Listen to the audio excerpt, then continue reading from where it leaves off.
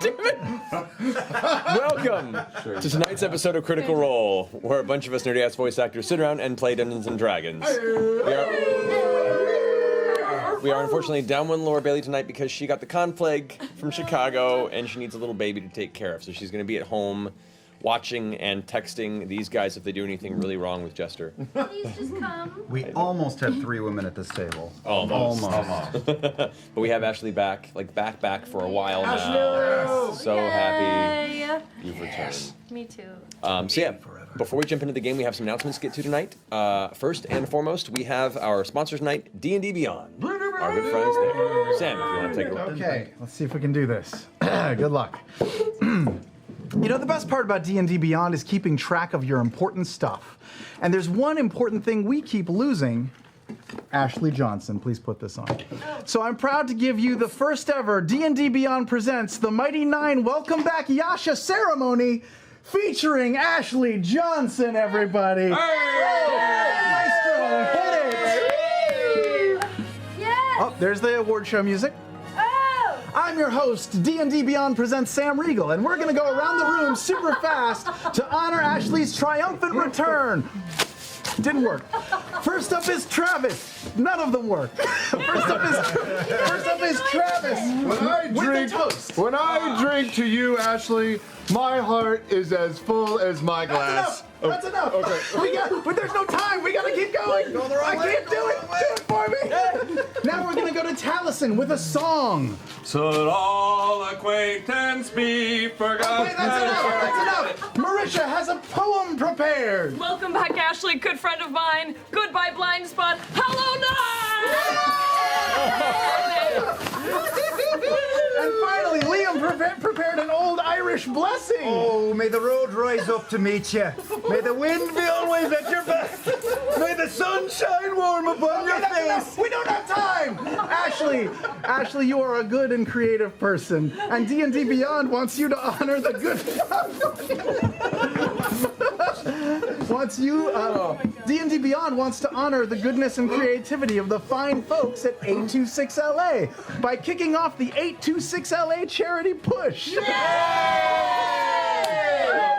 every Nat 1 rolled by us, D&D Beyond will be donating $100. Is that true? Yeah. To 826LA.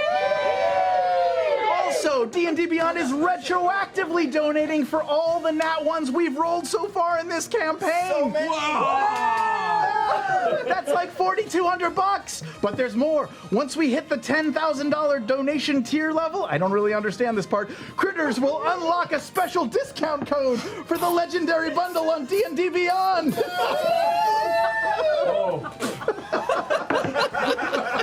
It's totally not toxic. It's in my drink. Was this all planned for Ashley's return? No! This was planned far before. But hey, it sure feels like it. So from all of us at the table and the guys at D&D Beyond, welcome back, Ashley. Yay! Oh, God. D&D Beyond!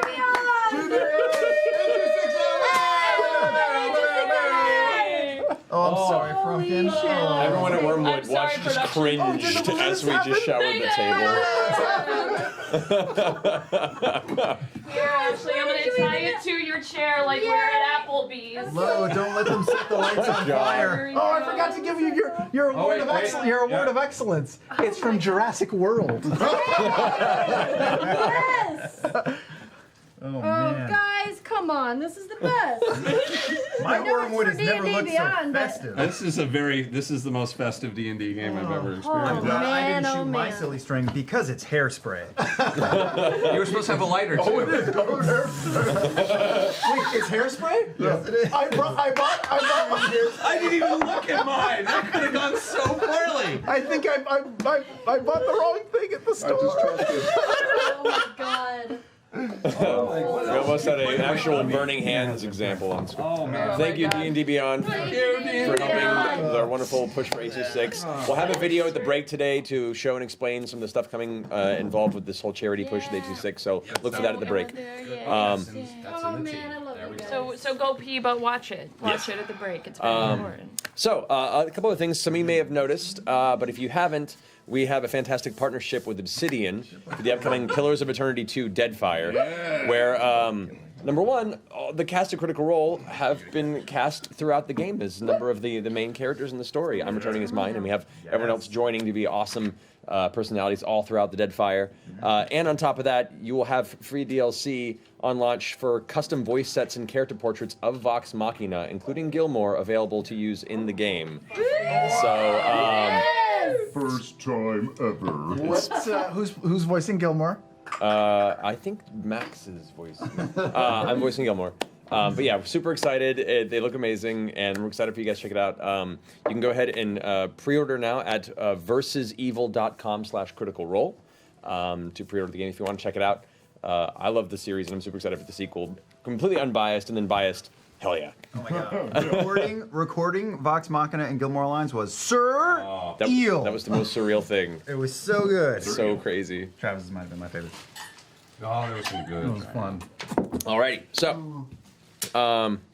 so the 826 LA, did you go all through everything there? I did. It was kind of chaotic, but Cool, I just wanna make they're sure. donating for It's in natural there. ones. They're retroactively donating for not ones. Did you get to the matching the dollar amount? Bad.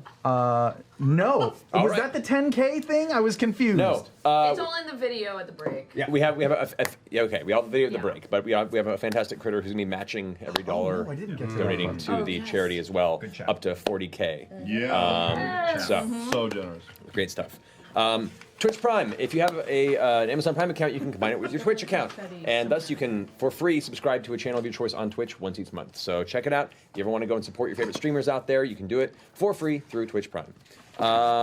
We have new Twitch emotes available for being subscribers, including some fun ones based on the new campaign. So we also have a 9 emote for our $10 subscription. Nine. Spend 10, get 9. Yeah. Show off the, I have a pike armor, pike but one. because we haven't established what Yeah, Yasha's thing is yet. It's hard to show off eyeliner. Just a Inside. sliced up corpse victim, maybe? Yeah. Could be. She's the absence of You know what? emoji. We'll figure out who she is together. So Be fun. Alrighty. Also, if you need a refresher for Campaign 2, Critical Recap, the first 13 episodes of our new show are recapped now through Critical Recap on YouTube. Our fantastic Danny Carr is the host. Check it out if you and or your friends want to get caught up really quickly to watch live. Talks Machina from our recently paroled Brian W. Foster will be hosting Tuesday, this next coming Tuesday at 7 p.m. Pacific on Twitch and Project Alpha. About tonight's episode. So check it out. We'll have some guests from the show on there to talk about what transpires tonight. Of course, the podcast of last week's episode is also available for download where all fine podcasts are available. oh my god. This is I'm not moving it. we've made a huge mistake. I'm not touching it. Available where all fine podcasts are downloadable to get caught up in the campaign audio-wise. Issue 6, our final issue of the 6-run Vox Machina Origins series is going to be downloaded April 18th, available for download on Dark Horse's digital download platform for comics, Comixology, and many other places. Check it out, and hope you enjoy the finale of the 6-issue run. I think that's enough. We've talked about enough there. With that being said, folks, let's go ahead and dive in to tonight's episode of Critical Role. God damn it!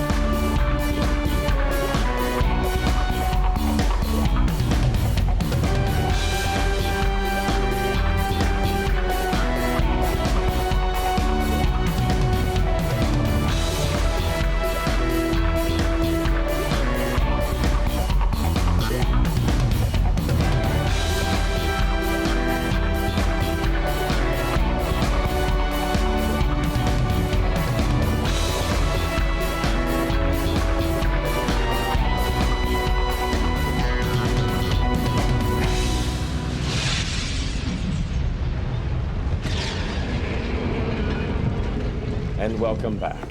So, last we left off, the Mighty Nein had gotten caught up with some interesting folks, the Knights of Requital, who had hoped to help shift some of the political balance in the city, remove via framing and forging of equipment, or forging of materials and letters, some of the corrupt individuals of the local government. They had gone out in the evening, infiltrated a few of the homes, and left this information behind, gotten in a few scuffles, leaving one of them, the High Rector, dead.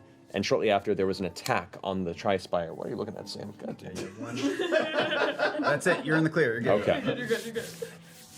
I'll remember this. Noticing there was seemingly an attack upon the tri-spire by two Jorhassian assassin-type individuals. You met with one in the sewer and trying to escape from being seen by the local guard during this confrontation, and did battle with what seemed to be a Crick warrior of some kind. You subdued it, removed most of its equipment, and conflicted over this strange artifact, this beacon that it was carrying, set it on its way. However, it was quickly caught by the guard and killed. You met on the surface the guard that were bringing the corpse and the object along, managed to spirit away the strange dodecahedron from the grasp of the town guard, and absconded with it. You met with Dolan and Horace, who are currently trying to figure out what to do in case they were somehow implicated with the events of the evening. You took Horace under your wing, promising Dolan that you would somehow smuggle him out of the city as it's currently on lockdown during this investigation. You all then managed to trying to find some sort of a lead on what the next step would be, went towards the evening nip, apparently to seek possibly this individual known as the Gentleman, of which you had heard of previously, as Kara, one of the members of the Knights of Requital who had vanished, seemingly had some sort of connection there. So, you entered the evening nip, the rather dark and strange interior of the small dive bar, gave the previously discovered words, the code words that allowed you entry, and were led down a long spiral staircase beneath the establishment into a subterranean bar, upon which, after immediately stepping into the space, a black-furred female tabaxi approached Molly Mock over here, and with a look of recognition said, "Lucian," and then embraced you. And that's where we left off. Fucking inside check on Taliesin. No, I'm kidding.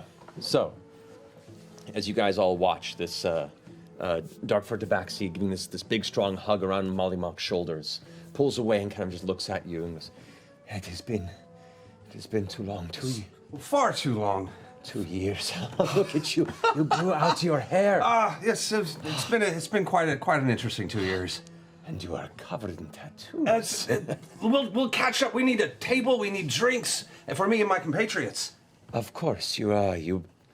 These are your friends now. It's a long story. I'll get in. I can't tell you everything right now. You know how it is. Very well. Well.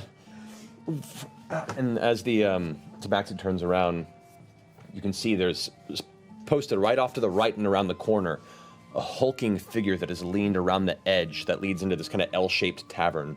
A hefty, muscular-looking ogre that is wearing patchwork hide armor and is holding a giant maul, just kind of resting on the ground, looks back around the corner with these beady, dark eyes and large, looming jaw with angry, broken teeth protruding from underneath, just going... Just kind of looks at the rest of you. Other folks around are looking a bit confused at your entry. Right immediately to your left is a table with what looks to be a rough and tumble looking cutthroat sitting there eating a sandwich with a half-drinking drink, who's kind of chewing slowly with these this glare of mistrust in your direction. There are two balconies up above you in the chamber. You now get a better look up at the top. There are a number of individuals posted in. Some of them appear to be drinking, but there are at least one of them immediately in your view has two kind of skulking-looking individuals with long, dark cloaks and dark armor, carrying what looks almost like a heavy crossbow, but it's a long metal rod. You've only seen them in use here and there, but these are some sort of a rifle-like firearm that are usually reserved for the armies in Blade Garden into the far east of Jorhas, a recently emerging technology that has been largely guarded within use of the Empire itself. Literally everything coming back to haunt me. Okay, cool. If we had to ballpark it, how many persons would you say are in this? 13 or so people in this tavern. including the bartender, the individual who rushed to you as you entered, and various patrons around that you can just get a quick beat on. The second she turns, I'm going to just turn and give Ford a little pat on the back and make a whisper really quickly. Okay. Make a whisper. Yeah, I'm just going to whisper in Ford's ear. Okay. I'm sorry, this is my nightmare. Please just go with it. It's Lucian. And I'm just back around.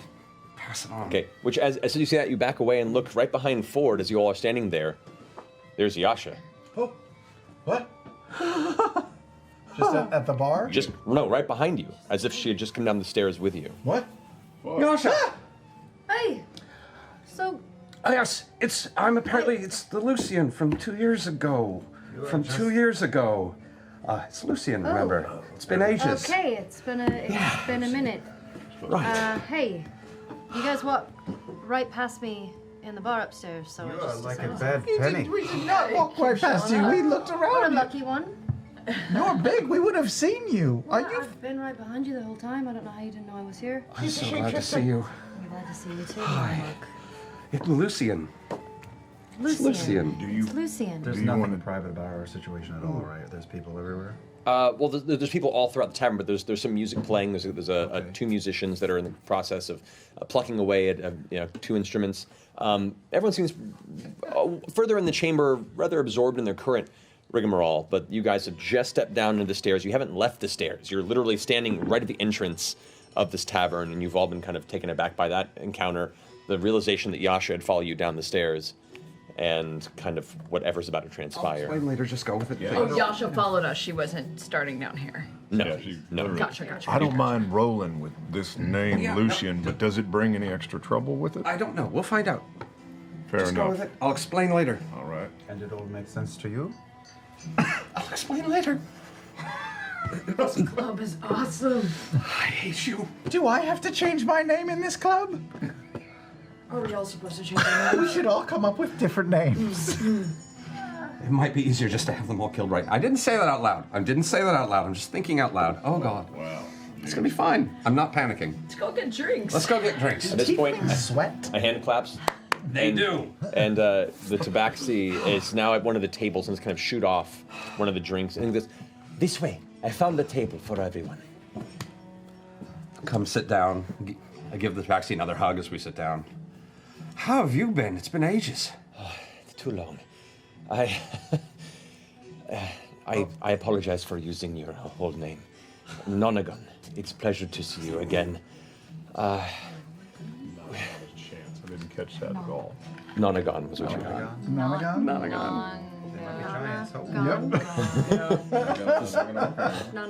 Nonagon. That's the tabaxi, not the ogre. No, the what taxi he said called that. That's my name. Wait, Lucian Nonagon. Called says basically said, "I'm sorry for saying your old name." Nonagon was correcting it to Yeah. Lucian to Mollymont. wait, is Nonagon like a slang or like a word for sorry? You don't know? Oh, I just Who wrote can keep track these days? That's again a long story. Oh, Nonagon. That's his name in front of We watched you die. That is a story for another day and another drink. What did you see? God, what was? I don't know what that looked like from the other end of things. Well, I mean, it all went belly up 2 years ago. You told us to scatter and vanish if it didn't, if things went wrong and wait until you returned. You buried your ass in the woods outside of the hideout. I mean, That may not have been necessarily my ass that you buried. apparently. I had a few tricks up my sleeve. Well, I mean, that spell spitter lady from the capital, she said you were gone, and she took the book and left. And her contract said she was in the right, and that we knew better than to go toe-to-toe with her and her ilk, so... Obviously. Is everybody else all right? I know. It's been a while. I had to stay underground. Unfortunately, Jor-El met with the axe of the law shortly after you left us. Damn shame. Zora and Otis and Typhiel have all scattered amongst the Empire. Damn shame. But do you want me to find the others? No. Actually, I I still... know where Typhiel is.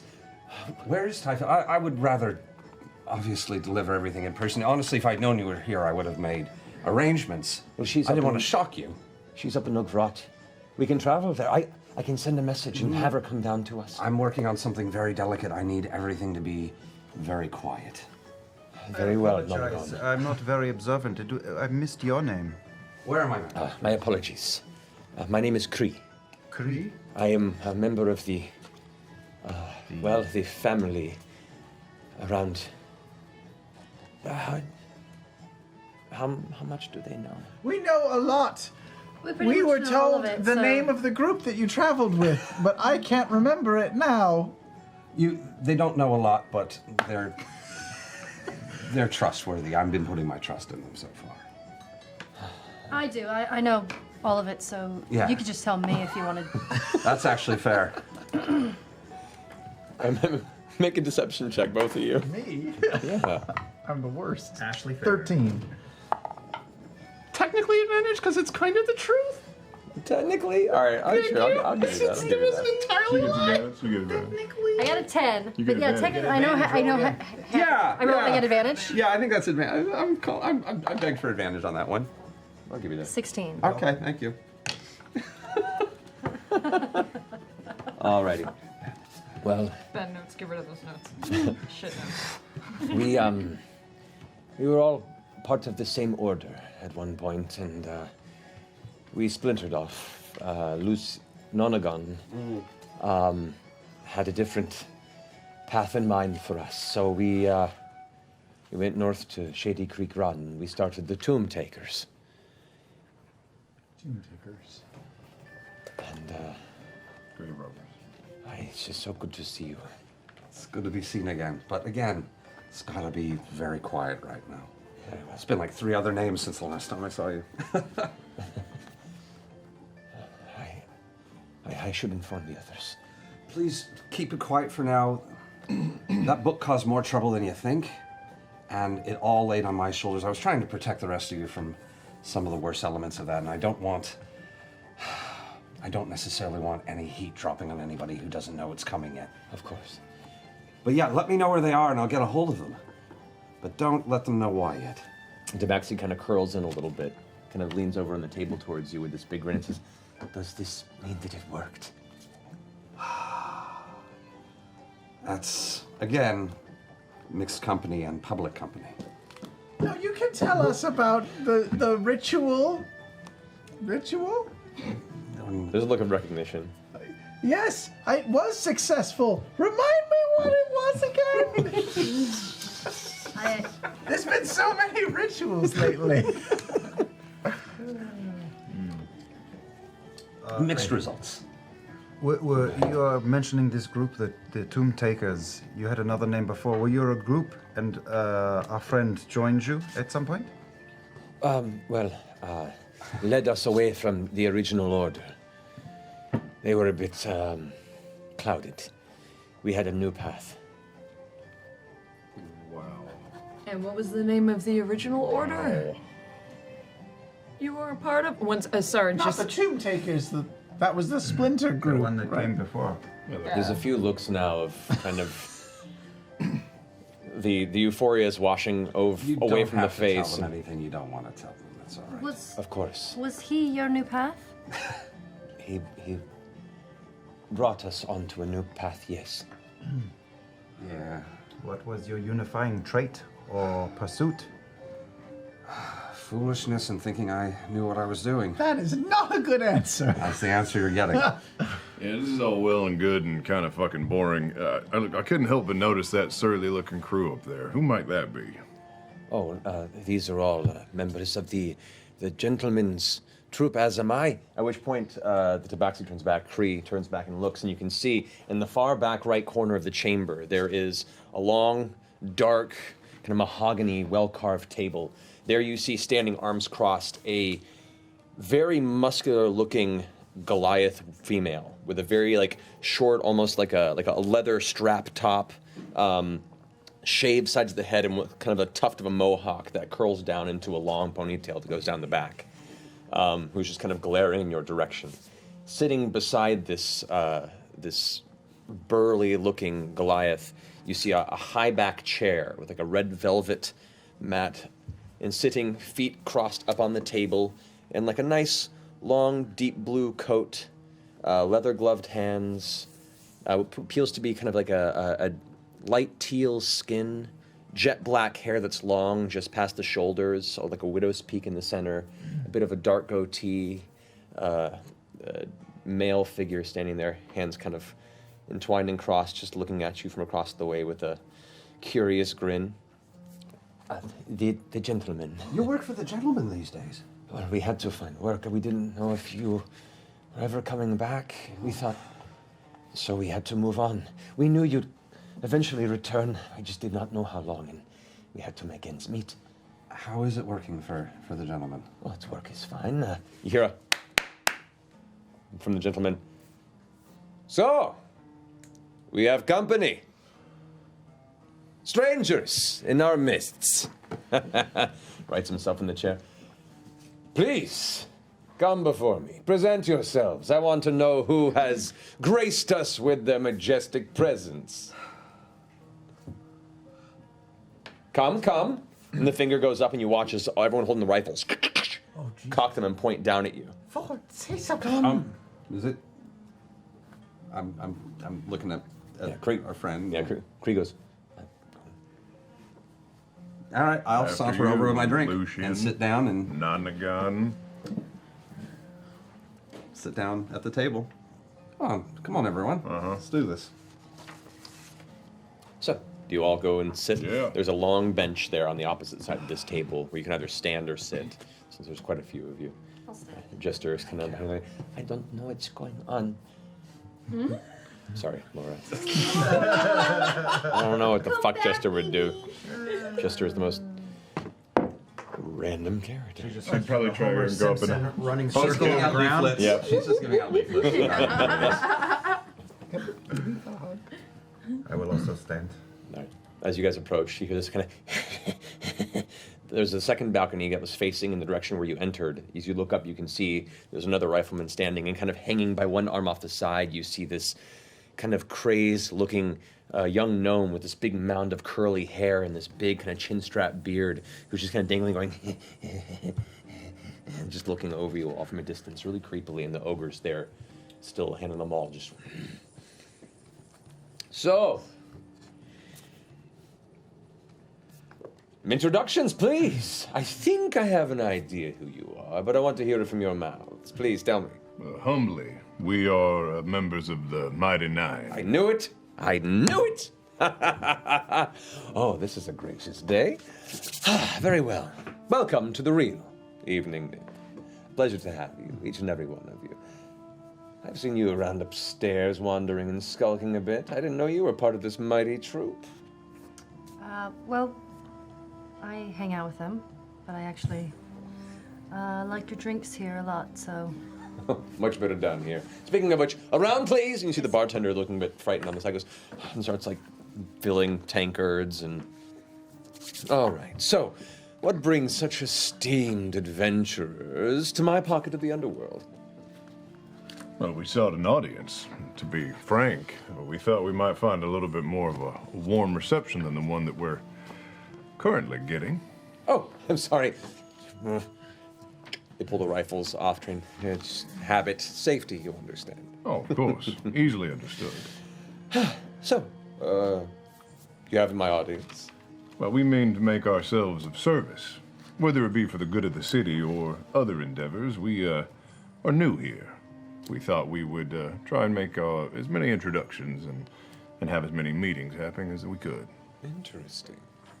I have one question before we get too deep in this conversation. How did you find your way in here? I, a bit of a, enthusiast of the underworld. So I, came across some information. Go on. Dimmadon got his order of Bloodroot. It's really good. Demodon gave you this information. No, Dimmadon was clumsy with this information. Equally dangerous. Good to know. Remember that. And the Goliath kind of cracks some knuckles. All right. So, interesting. Now you know the way in. that's dangerous. As we've just made acquaintances, and you now know the direct path into my domain. So, to make this a comfortable conversation, and possibly an arrangement going forward that we can all agree upon, I have one small request. Well, I'm sure we'd be all ears. Cree, please. And the tabaxi who's in the back goes, yes, of course. Steps over to the side of the bar and picks up a small leather satchel, kind of puts it over her shoulder, walks up behind the table, opens it, and pulls out what looks to be an alchemist rack of a bunch of corked vials, like small vials. Oh, and kind of opens this. I need just, and bear with me, please, just a small bit of your blood. The reasoning being, if I can't trust you, and you can't trust me, how am I to know you aren't going to turn me in immediately upside to the King's Hall? And I need some means in case you just abscond with this information, perhaps make an arrangement with me and then leave town. I need to find you. Oh, of course, and forgive my ignorance, this would be used to locate us. Is that what this would be for? Oh, that is Kree's speciality. It is definitely Kree's speciality. Yeah, fuck it. All right, as you pull your hand out, Kree kind of does a flick of the finger, and you watch as the blood kind of trails off on its own like a small serpent of mercury, and just. And for a second, even though it was a small wound, it's bleeding quite a bit, and you're like, it makes you a little uncomfortable. And then all of a sudden, the blood flow stops. The vial's filled about an inch full. Then she caps it. Thank you so much. How did you do that? It's the gift that I learned in the same place where the Nonagon's gifts were found. Lucien at the table is fine. Lucien. Right. Next. I trust you with this. Don't get fancy. The same thing. Fills the next vial, a strange, almost an arc of crimson, finds its way in, fills a secondary tube. And there's like 12 tubes there, but she'll fill as many as needed for this one. Don't like it, do you? Can I borrow a tusk? Yeah. Goes ahead and acquires the blood from you. Jester goes, me too, feeling left out in the moment. Gives her blood as well. Caleb, are we doing this? No harm will come to you unless you bring harm to me. So this is just a precautionary measure. I appreciate your trust. 3 to go. 1, 2,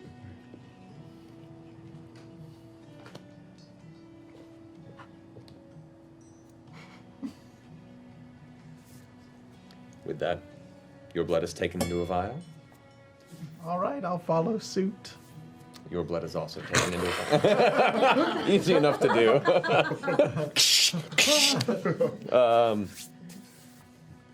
Fair enough. I just take my finger and I just run it across my blade as I stare at him. The blood is drawn into the vial. The final vial is capped. Kree closes the satchel, places it on the shoulder, and then bows and steps back, paying direct attention to the gentleman, and then out of the corner of her eye towards you. Fantastic. I really appreciate that. And you're getting a closer look now of the gentleman. The teal skin tone, it's interesting. It looks almost like he's perpetually sweating. There's just moisture on the outskirts of his skin at all times.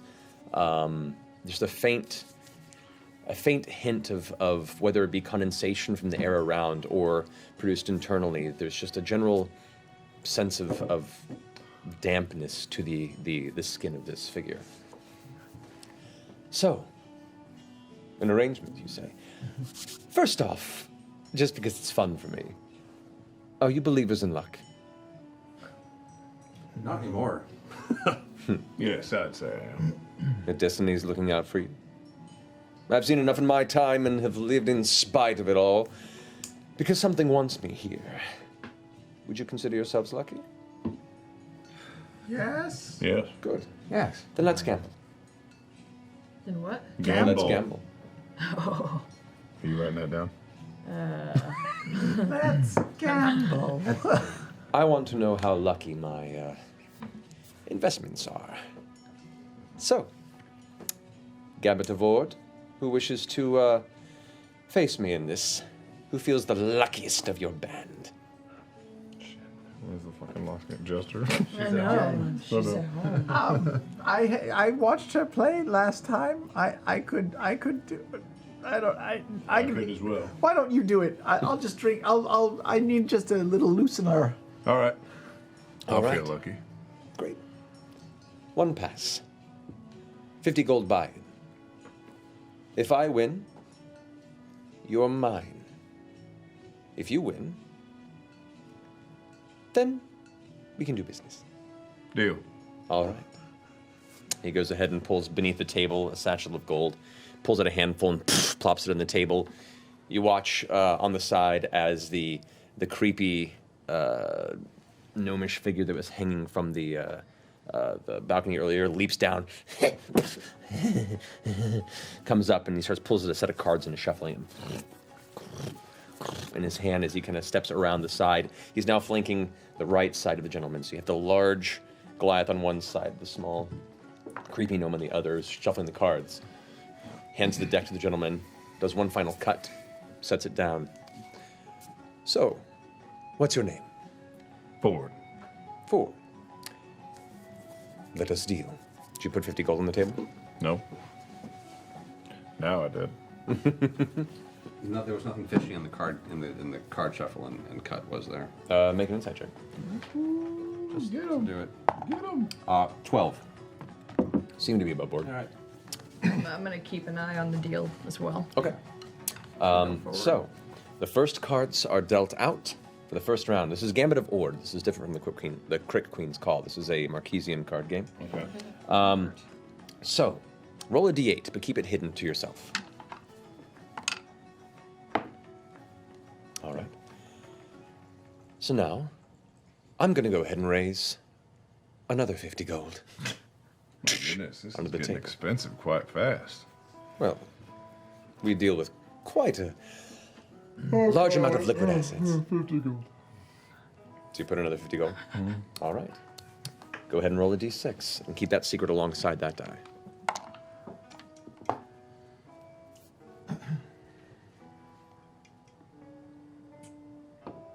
Do you wish to raise? You first. I raised first last time. I'm offering you the chance to raise if you'd like. Funny how that works. No, I'm good where I am. Interesting. I'll raise another 50 gold. Oh God. Sounds good. 50 it is. Go ahead and roll a d4.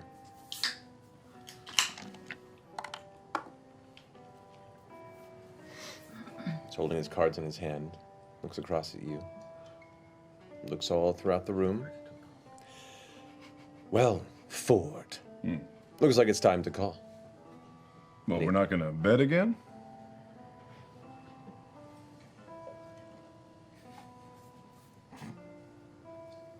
Puts another 100 gold on the table. Let's make it 150. Very well. That's all the money I have. Have we seen anything suspicious from the deals or the? Jester wants you to know that from home she is watching the gentleman and making sure he is not cheating. Make an inside check for Jester, and you make an inside check as well. All right. Since you were both keeping a close eye on that. Me and Oh, she Jester. rolled really well.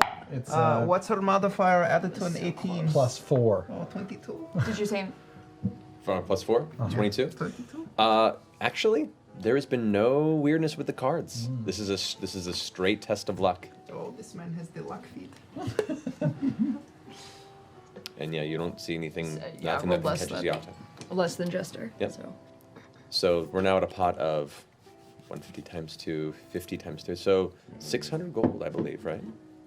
50, 50, 50, 200, and then 150, 150. 300, so 500. Did you start with 50 though? We started with 50, and then we raised 50, and then raised 50. So that was 150, so it's 600 on the table. I can do math. It's 300 from each of them. That's right. All right. And he presents the dice that he had rolled, or the cards that he had found, which is a 5, a 4, and a 1. A grand total of 10. Oh my god, come on forward, come A on 7, a forward. 5, and a 3. Oh my god! That's the first thing we've ever won. As soon as you reveal the cards, there's like a kind of gasp in the room, and the gentleman Like his muscles tense for a second, and he goes,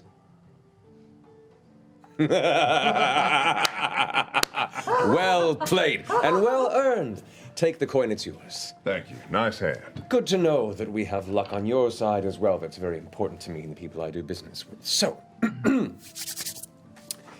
have some balls throwing down that change and going into a game with me. I like that. So, what can our many gifts and my associates present to you? What are your strengths? What are your skills? I've heard you've done some deeds. I hear you killed some terrible creature in the sewer. Is that correct? We did. Yes, we Right. fought and killed a giant spider of sorts. Right, which helped us tremendously because we use the sewers quite often.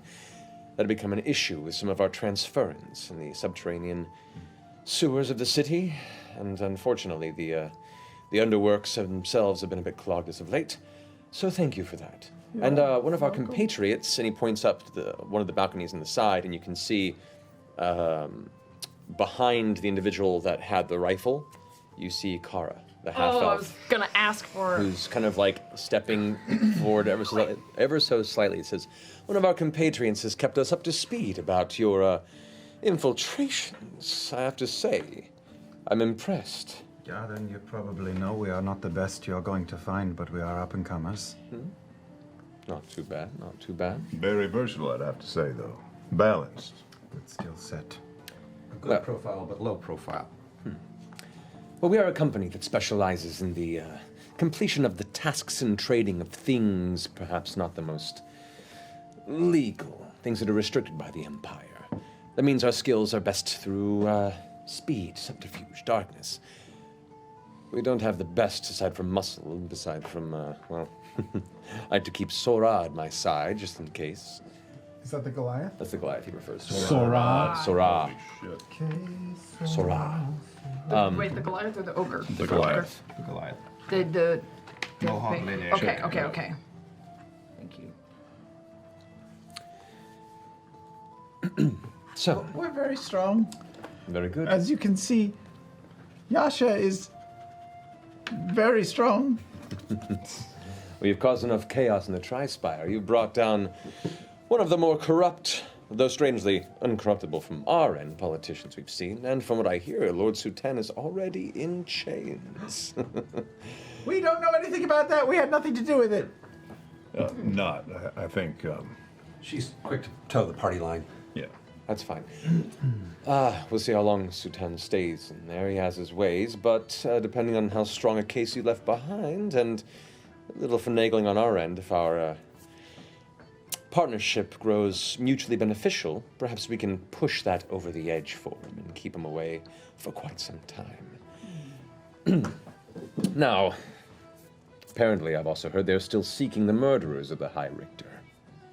Particularly a purple-skinned tiefling who was spotted not far from the home that night with rather ostentatious clothing, as well as a wandering dark-skinned youth, a woman with quite physical capability. So, that doesn't bode well for you, does it? Sucks being in the wrong place at the wrong time. Yeah. Well, as seeing as how we're friends now, I can say that I could probably make this investigation go away. Is this an investigation that you caused to begin with? No, this is an investigation that you caused. Doing your bidding No, through doing- one of your associates. My associate was making sure that the events would transpire in our favor, but nevertheless, we were not the orchestrators of the Knights of Requital. I assume this is not a gift you're offering. What is it that you're looking for in return? Oh, well, many gifts come once we've established a partnership. We become friends now, and I like friendship. That's great, that's fine. But I deal in trade mostly. So, I would like a favor in kind. And he leans forward a bit, and you can see some of the condensations just slowly dripping down the side of the face, kind of making a few spots on the table. Can I offer him a napkin? As you hold the napkin out, the eyes catch you for a second, the head turns confused for a second. Right thought, not now. Good thought. He just seems like he's schwitzing. I mean, it's not even humid in here. He's got a problem. About a mile out of the underworks, beneath the city, down the underground river pass that our shipments to the Unterlock and Barrelbend pass through, one of my men noticed a strange wall uncovered by time. We sent a team of our best infiltrators to see what this was about. Within, a purple light and the promise of ancient spoils seemed to peek from within. Some sort of a abandoned research facility from ages past. Well, my curiosity got the better of me, so we sent the team inward to seek it out. But amongst these few golden laden objects that enticed my men, they are a superstitious lot, and upon being beset by a series of phantom globes, they fled and collapsed the entrance behind them. And you see them glare past you, and you hear the shifting of a few pieces of armor as three individuals kind of avert their gaze. So, those fucks have failed. I would like you to return to that site for me. Find a way in, inquire within, seek and, seeing as how you're so good at eliminating monstrous beasts, clearing the space of any dangers. Hostile creatures, return with any of your findings. Do this for me, and I will see that the scent is thrown off you permanently. I'll even let you keep some of the spoils. This is most intriguing. I hope we would be able to interview your previous compatriots. We'd like to know what they saw before what we might expect. Of course. By all means. Do we have a deal? To clear our name here in Zadash? How do we know that you can clear our name? We've proven to you that we're lucky. You know our reputation. We don't know anything about you. Let's say I've lived and worked a solid 15 years, orchestrating the seedy underbelly of this entire city. I've never been caught, I've never been arrested, and I thrive in a pile of gold and riches you can only begin to imagine. I'm beginning to imagine it right now, actually. Good. That's very nice. Inside check. Make an insight check. I bet he edubates on that pile of gold. That is certainly one to grow on. Not good enough. That's 12. I mean, he's a shifty individual by nature, but it's hard to get a sense of whether or not he would be trying to lie. Yeah, he's sweating. He must be nervous. There's no... If I may, we passed a test for you. Would you pass one for us? It's a what? You intrigue me, young greenskin. So overtly walking amongst the nobles above, and yet you've kept your throat. That says a lot about you. Yes, please tell me, what would this trial be you would ask of the gentleman? May I have 3 of those vials, just the empty ones? Cree fumbles in the pouch, brings out 3 of the empty glass vials and hands them over to you. If I were to fill 2 of these vials with ordinary alcohol and one with something else, would you be able to tell which is which? With your discerning eye and your years of experience?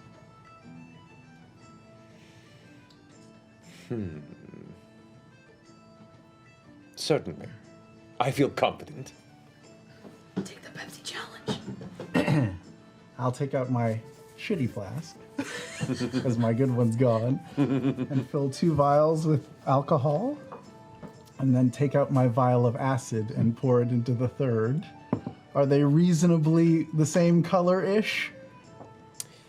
Reasonably, I'd say the alcohol's a bit more brackish. The acid itself is a little more translucent, but you could possibly add a little bit of alcohol to it. All right, I'll take a little splash of alcohol and some darker stuff and sort of mix it around. You're an alchemist. You've dealt with varying chemicals, so I'd say, given a moment, you can go ahead and match it fairly close. Sure.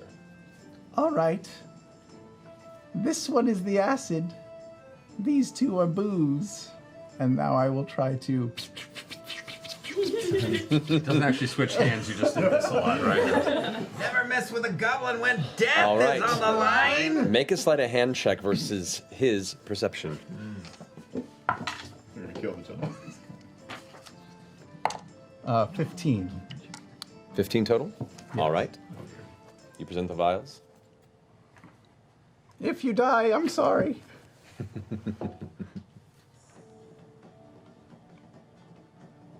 This one is alcohol. This one is alcohol. This one is acid.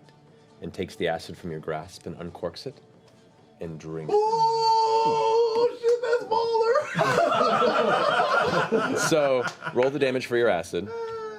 Some Inigo Montoya. What's a roll? It's 1d6 or something. What do I gotta look? I gotta look. It should be on It's the here. breakdown of your. It's here. A little bit by alcohol. Acid vial. He's I have it here, actually. 2d6. 2d6. Yes, roll 2d6. That is so baller. Oh my god. 11. 11. All right, so he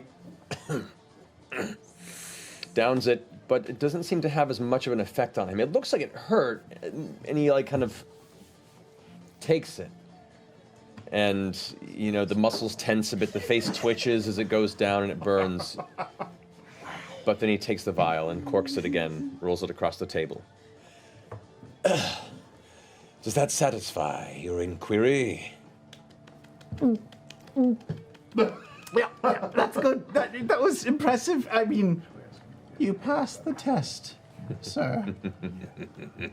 Good, good, I like it. I will say the only thing that I can think of that I would want to, not even necessarily addend to this contract if we are going to do this to you, is I'm looking to stay on the down low in general, and if we can just agree that even my presence in this city necessarily, as far as it's concerned, is none of anybody's concern outside this bar, I would be forever grateful. We deal well in secrecy, my friend. I figured you would. Lucian, was it? Sometimes. Very well. Sir, I couldn't help but hear that you said this is about a mile outside of the city. Is that correct? Correct. Are you operating on any sort of a timeline? Might we have a little bit of lenience with how quickly we get this dealt with? I mean, the sooner the better, because we can begin opening that line. We've now 2 weeks and 3 shipments lost. I've just had a thought. Actually, if you could help us at the same time, we're trying to get a friend of ours out of the city, and recent events seem to have clogged up most entries and exits. We have a friend, Horace, that needs to find his way to a safe spot. Kara knows him real well.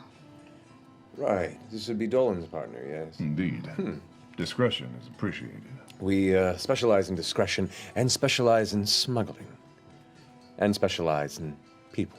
Figured you might. So, you do this deed, we'll consider this part of your gift.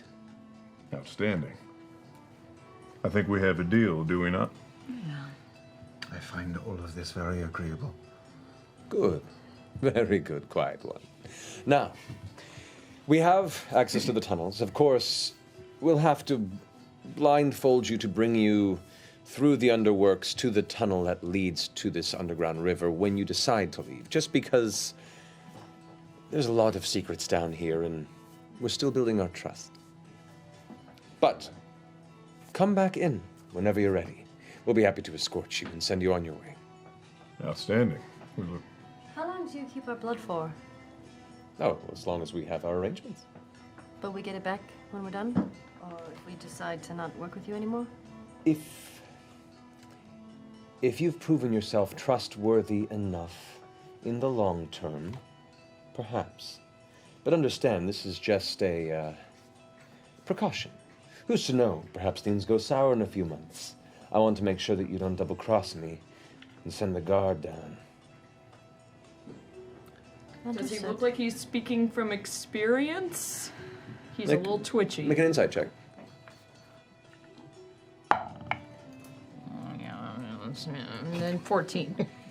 It seems that it's more that he's lived this long by being careful, and when a bunch of strangers suddenly find the secret pass into his lair, he wants to be damn well sure that he knows where to find you if need be. Okay. Fair enough. Fair enough. And remember, the name Lucian doesn't leave this bar. Outside, I never want to hear it uttered. I don't know who any of you are outside of this bar. Really, Don't worry. Anyway, he throws his feet back up on the table. Drinks are on me till you make your leave. Fantastic. Not. Pace yourself now, you hear? Quality, not quantity. Quality, not quantity. Is that Goliath wielding any sort of visible weapon? At the moment, it does not appear there's a weapon immediately on the Goliath, but as you look behind in the corner, right behind the chair where the gentleman sits, there looks to be one hefty-ass maul, like a giant just chunk of solid metal with a long handle on it that is just kind of resting against the stone. Ogre and the Goliath mauls each. Yeah. Yeah. Fuck. They like to break things. Who were the two guys that said that they passed out trying to get away from the creepy ancient facility? Oh yeah, they were armored behind us. guys? Three. Yeah, guys. there's three guys. They're kind of there's the bar, the chamber, and then next to that, to the right of the actual bar, there's a doorway that opens up. It looks like a storeroom.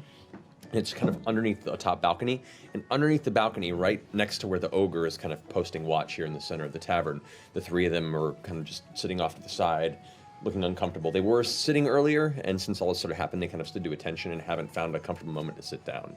Just like kind of three shifty, kind of roguey, underbelly types. Yeah, you look over, you see two of them appear to be human, relatively young, probably mid to late 20s. Scruffy looking one has like a darker, kind of more of a froey hair that's kind of unkept and kind of covering part of his face. The other one has very, very short cut hair and darker complexion, kind of brown-red. They're both wearing darker leathers and cloaks that are kind of thrown over one shoulder. They're holding tankards in their hand, and they're both kind of talking amongst each other while keeping an eye on you. That group looks like your type. Feel like making friends. My favorite pastime. The third one appears to be a halfling female who is kind of just sitting in the corner quietly, sipping out of the tankard and looking nervously around. Want to accompany me? Would love to. Let's go. So just the two of you approach him? Sure. Anyone else wants to join? Anyone else?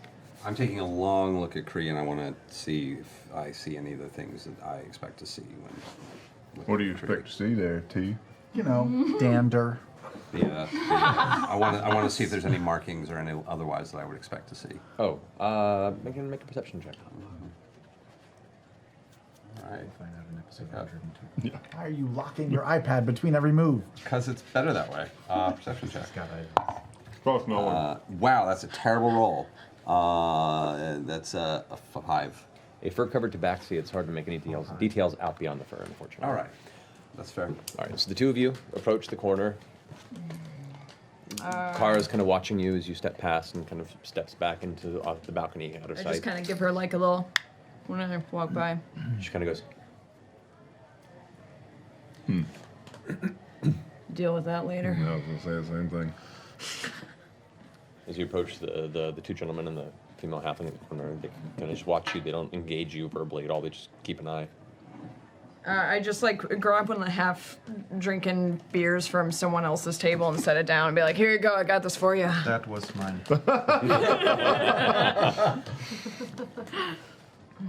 He takes it, and the guy with the kind of larger, kind of curly hair kind of takes it and pours it into his own and sets it back down. Thank you. So, heard you guys got all yeebie-jeebie passed out in your last little mission. What? And the other guy kind of elbows him. He's like, shut up. No, that's cool. We're here to like clean up your all shit, so. Yeah. Look, we signed up for this to make quick money. We're good at moving quickly. We're good at seeing what's worthwhile. We're good at picking things out. We're not good at dealing with spooky, fucking undead ghost things. Okay? So, we went in, we went through this path, we found a crack in the wall, we kicked it down, we went inside, there was a staircase, went up and down, went downstairs, it seemed empty, it was kind of confusing, and we didn't see anything of interest. Went upstairs to the staircase, little spiral staircase, and there was a much larger chamber, and we started looking around for anything worthwhile. It looked like it got picked clean long ago, dust everywhere. And the more we began to look, there was just this cold temperature in the room, and eventually these little lights began to just come out of the wall. And at first we were kind of curious by them, but one of them got really close to Therid over there, and he suddenly shocked in a serious jolt, and you see him on the back kind of like looking a bit spooked, recalling the story. He goes, and we knew then that these whatever the fuck these things were, they weren't friends of ours, so we got our shit and we ran him. We had a small explosive, so we threw it behind us to collapse the wall, and hoping that at least it would slow them down. We realized in hindsight it was pretty stupid, because if they were spectral enough to come out of the walls, they still could have followed us. But we got up the river from there. We got our boats and made our way back. Let me get this straight. A bunch of fucking floating lights came out of the wall, gave your boy a little static shock, and you ran? They both look at each other and look at the halfling, and the halfling's like, I wasn't going to stay behind. Yeah. Well, they're calling in the big leaguers now, so we'll take it from here. You're way up and down those stairs you mentioned. You get tripped up along the way, or was it just easy sailing? Any traps? We didn't go into the bottom chamber. That looked ominous enough. So we stuck to the top one. What about it was ominous? It's just like a big kind of octagonal dome chamber. It had this kind of faint purplish glow on the Are inside. you afraid of geometry? Ooh. I don't. Yeah, scared of school. Yeah, oh yeah, sure. Yeah, old terrors. Look, you can come by and sass me all you fucking want. I've been here for 2 years. You newcomers walk in here and think you're all tough shit. You think it's so great? Go in there. Come back. Trying to throw it in the garbage, but it hit your balloon. Still a game. Listen, So think you're tough shit? You go take care of it. I appreciate your passion. I don't think you're really in great favor in this room at the moment. And you see that really tall woman over there with that big great sword on her back? She doesn't appreciate when people talk to us like that. Make an intimidation check. Do I see him point at me? Flex. 13. 13. Okay. No. 15. Sorry. He's looking over at you, kind of. You could see him swallowing hard. And Put my hand on my hilt and pull it out just a little bit. hey, no, I understand that, and that's great. It looks like you guys are much more well equipped for this shit than we are. Look, I'm not saying we're better than you. We're better at some things. You're better at others. That's why they're sending you in, because we can't fight fucking ghosts. You go for it. No, we're just giving you a hard time, man. We're just. It's fun. The whole time this was happening, I was like rubbing my feet against the ground, building up the static shock. It's stone, but sure. Okay. Look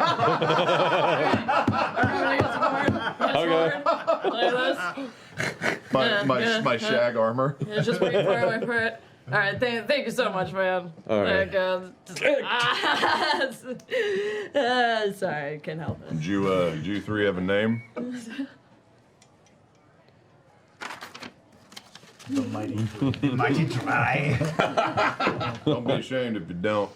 The guy is talking to me. He says, that's Hannah there. I'm Luis.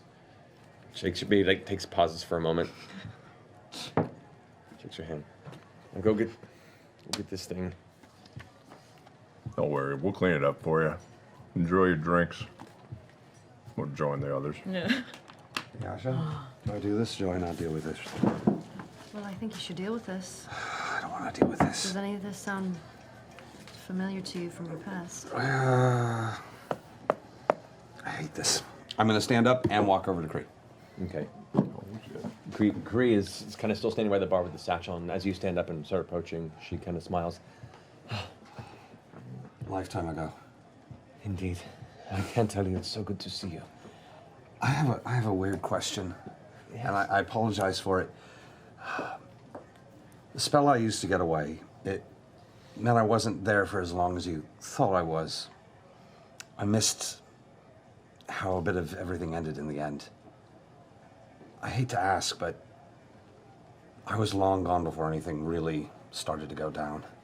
How did everything end? Can you just I'll explain why in a moment. Well, I mean, you had acquired the tome with the ritual spell that you required to attempt to reach the city, and that That lady, I don't remember her name. The spell slinger from the capital. She came and oversaw and performed the ritual for you. I don't trust those folk, but I trust you. And if you trust it, then that was enough for me. Aye. And you gave us a speech. We had a fine meal. And we all got ready there in the forest. That's where I lost you then. And, she said it'd be hard for us to tell whether or not it worked at first, but we went and checked, and you were not breathing. For a good hour, you were not breathing, and you were gone cold. So we knew then that we had lost you. So we checked, and I'm very attuned to vitals, as you know. So there was no heartbeat. So we waited longer. And the sun rose, and nothing. So, as you told us, if anything were to go wrong, we had to get rid of any sign, any trace. So, not far from the Tomb Taker hideout, we buried you. And we went our separate ways. She took the tome, the mage woman. That was part of the arrangement you had with her. Gonna have to find her again at some point. The reason I've stayed quiet,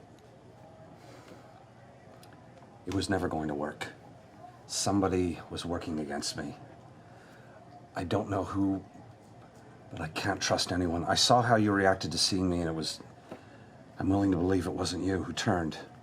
But it could have been her, but it could have been one of us. That's why I needed to keep it quiet, please. Make a deception check. You're starting to get in deep into this now. Deception. Can I wander over 13. and just see if I can overhear anything? Make a perception check. I can't. 12.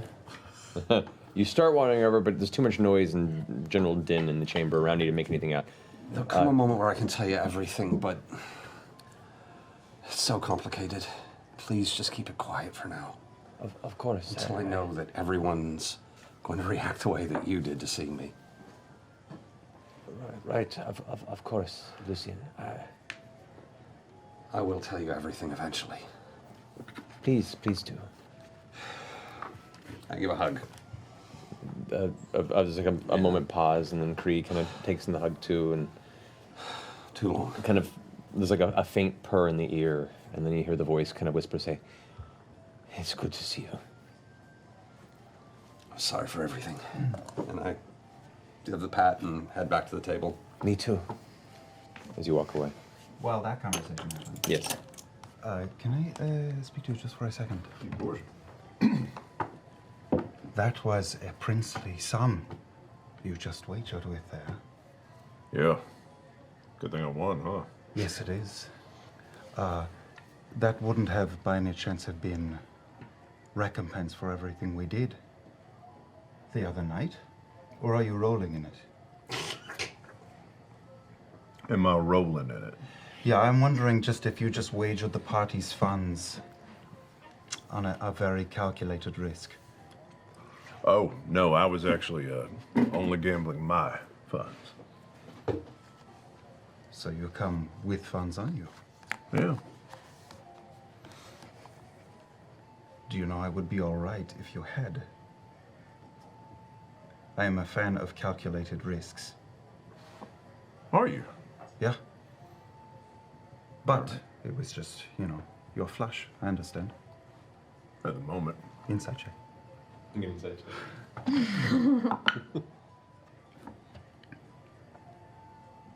17. Telling the truth. Yeah. Okay. I Straight up on us. hadn't even divvied up that amount from Dolan and everybody else. Yeah. Okay. Seems forthright. All right. Good to know. Calculated risks. I'll keep that in mind. I thought you liked to play things close to the chest. Now, if the reward is good and it's not stupid. Sometimes you gotta get a little stupid, though. No. Maybe. Okay. I'm gonna walk over with a new round of drinks. Here, drink this. I'm told they're stupid. Oh. Molly, you have. Sorry. Lucian. No, that's not it either. Sorry, non-nanganagatech. Yep. Lucien for the moment. We'll talk about Would it later. you like us to call you Lucian, or do you want us to call you Molly? In here, we're Lucien. How many names are there? Is it over 10 or under? Let's have the conversation somewhere else. I don't know who's listening here. She seemed like real into you, Yeah. but not like an into you, like a oh I want to tap that kind of into you, but in like a I've watched you walk on water type of into you. Yeah, that was a weird amount of into you, wasn't it? Yeah. Yeah. Can you change that alcohol into wine? Yeah. I'm gonna cut my finger. Just a bit and bleed into it. With one of your long fingernails. Holy shit. You know, to a dumbass, that actually is kind of convincing. It's alcohol one way or the other. I'll fucking drink it. Is it wine? No, it's Oh, that. bloody water. It's water with a hint of iron Achievement aftertaste. Well, Right. worth the try. Write what you know, Taliesin. Molly, oh, excuse me. Lucian. Nantucket. Yeah, how many others around here might we expect that have that same reaction We towards will you? have this conversation outside this bar. This is basically Taliesin at Ren Fair. Lucien will. Oh, Lord Taliesin! Lord Taliesin! What the fuck? Talison's fucking tobacco's coming out of every stall. What the hell, man? Lucien's not going to answer any questions. Molly will answer every question you have later. Can Well, I? if you're not going to answer any questions, can we please direct some to Yasha over here? Thank you for coming. Thank you for coming back. I've missed you. Where were you? Where'd you go? Why did you leave? Yeah, you were with us one Sometimes night. I have things to do. I Can you barely just know tell you us guys. what I'm you're sorry doing? if I just leave. Why do you need to know so many You're things? not like afraid of inclement weather or anything, are you? I mean, it'd have been real fair that storm rolled in and poof, you were just fucking gone. She left us before. We were ambushed in Allfield, and when she left us this time, we almost died in this plot to overthrow the Empire or whatever it was with Crick soldiers. Maybe it's related. Pretty shit luck for you then. That has isn't nothing it? to do with me. Look, I respect a woman who can handle her business on her own personal time. Thank you very much, Bo. Thank you. I just sometimes I just need to leave. And plus, I Yeah. barely know you guys, so They're not used to Sorry. you yet. That is true. Do you No. think you will be able to travel with us for a little while, perhaps? Yeah, get to know us. I could Perhaps. use a hand for a bit. well, we'll see. Did I know you you, would. did you Yeah. handle what you needed to handle? I think I did. I think I'm just looking for something, answers for something, and I don't know if I received any more, but I'm still looking. So If you told us what it was, we could help you. I don't know if you can. Oh, you know, no pressure at all. But it is nice to have some muscle around. for Lots once. of pressure. Thank you. A maximum amount of pressure. Think you not.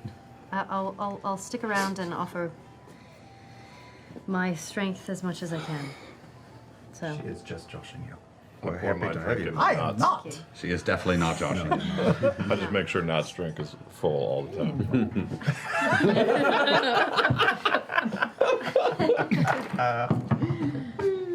Can I look around this unsavory place?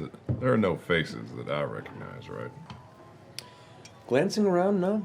Fair enough.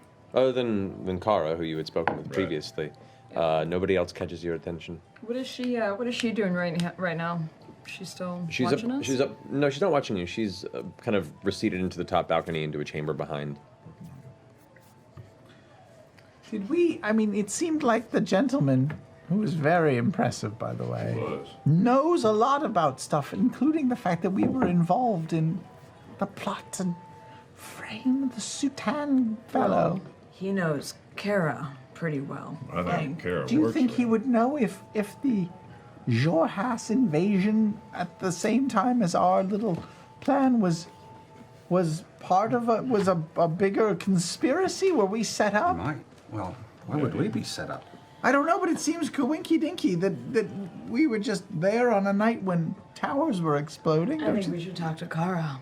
I've just kind of been like playing hard to get, kind of just waiting to see if she, mingles around to us, You're so coy. Yeah, I think Car's the way to go. We start asking him questions about something that big. Maybe he won't like us poking our nose around. I mean, we'll check. I mean, shit happens, and you've got to be doing something when shit happens. We just happen to be doing something. When shit happened. Wait, It's hardly a coincidence. you guys are going to Jorhaus? No. Well. There was a bit of a beatdown the other night. The tri-spire, one of the towers was attacked. when did you get in town? I saw that. You were were here. here. I was here. I've been here the whole time. What were you up to? I was just trying to figure some shit out. What was it? What we commonly refer to in the circus as yashe. Oh, yachting! Just like to. Make it happen. I'm You like to wanna- get away from. We have been sometimes. getting our hands dirty a little bit. Are you sure you want to get your hands dirty with us? That's all I like to do, my friend. That's direct. Yeah. It's a sight to behold. You want to go talk to Kara before we get out of here? Wait, what was the Jorhaus bit? Oh, the Jorhaus assassins tried to steal a box of some sort that was a weapon of mass destruction or a portal to another dimension or some sort of font of energy that powers their race. We have no idea, but they stole it. We encountered them in the sewers. We did not kill the Jorhaus assassin, but he was killed shortly thereafter, and we stole his magical dodecahedron. You said that in this bar. We stole it from the Crown Skull. You said that because he in this took it bar. away, so Oh, we God. stole it later. Let's not say anything in here that we wouldn't want to be circulated through. Molly, I feel All you like need to we're, know you is- know, yeah, we're among. The people from Jorhaus are dead now. Do you Lucian. know people from Jorhaus? I'm from Jorhaus. What? Parts Who of. are you? Wait, is that a beer? Yes. Parts of. But not probably not You're where a they were from. Well- is it? Can I say crick? Is that okay? Do I have to be a No, crick to I say won't it? She's not a crick. Depends on who you're talking to. I don't think I'm where they're from, but I'm more southern parts of Jorhaus. So You're from that part of the world? no, I don't know exactly where they were from. I don't know who they are. I don't know anything about them. So Yeah, they came in trying to steal this beacon, this glowing beacon, which we still have, but they were mighty upset about it. okay, How long have you been in the Empire? just make sure that was correct. Actually, That is correct. Were you? You don't know if you were born there or just nervous because it was spelled a little different. than I grew up there? thought. Yes. Yeah, how long have you been here in the Empire? Well, for about I don't know, when did I meet you? Oh, God, was it a Couple of year and a years half ago. ago? About a year and a half. Yeah, give or take. How many people are listening in on this quarterly right now? Yeah. Make a perception check. I'm doing a scan, see if there's any wandering eyes. 14. Okay. Actually, no, it's 17, sorry. 17. As is the nature of a seedy underbelly, there are a lot of individuals who are very interested in the newcomers that waltzed in, made a deal with their boss, and have sat and had a drink and are talking all sorts of business. So there are a number of folks that are like slowly creeping in. Please stop talking in here. I think that's a great People idea. are listening to heavy metal guar babe, purple guy, and little green girl in a doll lounge. Serving us free drinks. Of course, they're listening to everything we say. That's a good point. Let's retire for the evening. Don't we need to talk to Kara? We can come back and do this tomorrow. No, she's right here today. You talk to Kara then, but no more, whatever this is until. Why, Lucian, you afraid the Myriad will hear? Are you working? What's his for the reaction? Myriad? He definitely had a I'm thing. He went, genuinely a little drunk and didn't remember who the Myriad were. I believe him. Make an insight check. Oh, Shit. 11. What am I doing? Deception? 10. Deception. So I have to tell the truth? Yeah. I have no idea. I literally forgotten because I'm a little drunk and I'm really preoccupied right You now. don't have to roll deception. If you're not I know. I lying. was just doing it to Just to fuck with them. I am going to have Frumkin jump into Not's lap and just sort of do that on her fingers, just to keep her occupied. All right, go have it. I'll eat you. We go talk to Kara. Do you know All right. Lucian too? You go through a door, and there's a switchback stairway that leads to the upper balcony area. And as you head up there, it looks like there's a weapon rack. It has a bunch of weapons set up. Kara is currently sitting on the edge of a bench, and is just kind of sharpening the blades, like small daggers and stuff. And looks back. Oh, hello. Sets it aside. Look, I'm sorry. I didn't mean to deceive anyone. That's sort of my business. So you were deceiving us. Well, I was just keeping some things close to my chest, like I'm sure you do. What's that saying? Be careful of the toes you step on. They might belong to the ass you got to kiss later. That's a good Yeah, one. it's I'll good have to saying. remember that one. Yeah. Look, I deceived no one outside of what you needed to know. We got our business done. I've done nothing wrong. How much of this was orchestrated from the beginning? Were we a distraction for the bigger picture? What do you mean? The attack on the tower. Oh, the crick attack on the tower? No. Had nothing to do with us. We're not going to work with those savage beasts. Inside check. Go for it. I was looking at you.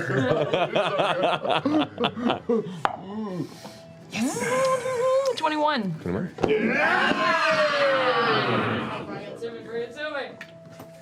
You still need a whisper corner. Ashley's we'll back. make that happen. Ashley's back in the game. That's me. She's back in the I'm game. She's sitting never going here. back in Black Spotters no Ashley's more. back. Well, maybe it is. We're just not sure. We're waiting to find out. Waiting to find out, but here I'll be here for a minute now. Gonna be upset to the game. That wasn't planned by anyone. If anything, it might have saved our asses because it made it kind of what you did, small potatoes by comparison. So I'm thankful it happened, but that... Look, those things continue to attack us from the eastern border, and from little information's coming through, it's just getting worse with each passing week, so the last thing I want to do is let any more of them into our backyard. All right. You won't want to frame them in any type of larger scheme, considering it seems like you're quite irritated with them? Look, I know my limits. I'm not some mastermind. No, it's I want not. to make some coin, I want to work with my skill sets, make the boss happy. I stay mainly within the city. I don't want to deal with any bigger stuff than that. I'm just a girl. I'm asking you a question you're probably not going to give me the truth to. Was your relationship with the gentleman one of a debt or one of convenience? I was one of convenience. Was, keeping it short for you, it sure beats pickpocketing on the streets and being beaten when I'm caught. I hear that. Interesting. How long have you been working for the gentleman? Oh, about 8 years. It's a long time. I worked my See- way up. So you feel the same about the Jorhastian as you do? As far as I know, yeah. It's not good for business. You know, it's not as difficult to rally a society of people against another. It's not too easy, or not too hard to start a war if you really want to. That's true, but I don't know of his whole plan per se, but you know, business works well when things are predictable. Right? And when there's war involved, things get real unpredictable. Emotions are high. I mean, the amount of armed guard and military gets high.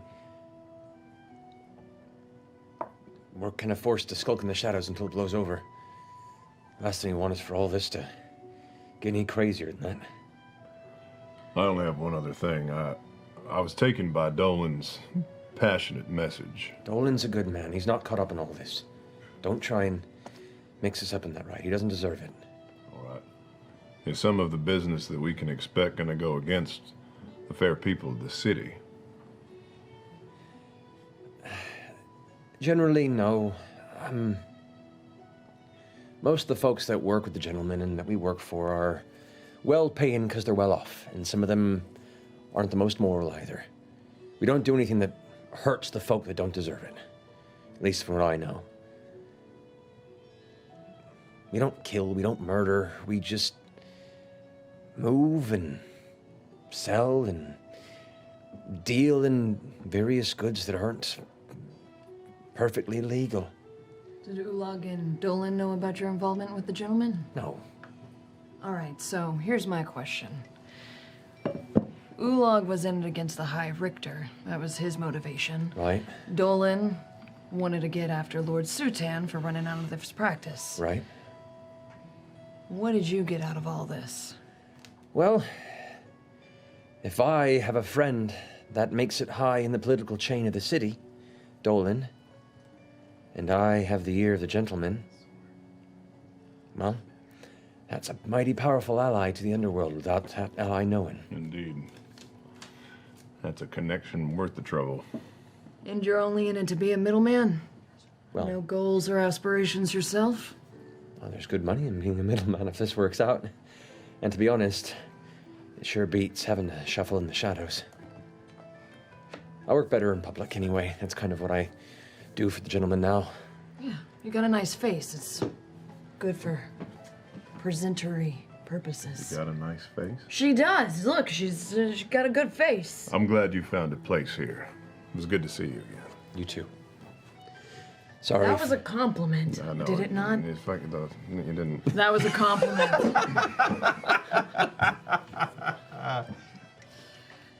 All right. Guess we'll see you around. Stay safe. You know where to find me, or at least ask about me now. Looks like we're in bed one way or the other. I mean, Leave that one alone. Just all leave right. it alone. Yeah, let's go. We head downstairs. All right, you join up with the rest of the crew. You guys have all gathered again. What would you like to do? It's like 6 of 1. Like this, like situationally, I mean, it could be a thing. They're talking about the sword. Yeah, we've been talking about the sword. Oh yeah, the one that we had for. Yeah. Jester has it, doesn't she? Yeah. Jester, by the way, you seriously, your farts have been disgusting tonight. I've been sitting next to you all night, and it's just foul. Yeah. Foul. Like sprinkles and hard candy. Just. That's not me. That is just a gift from the travel. Her skirt just like. This is why you don't miss a game, Laura.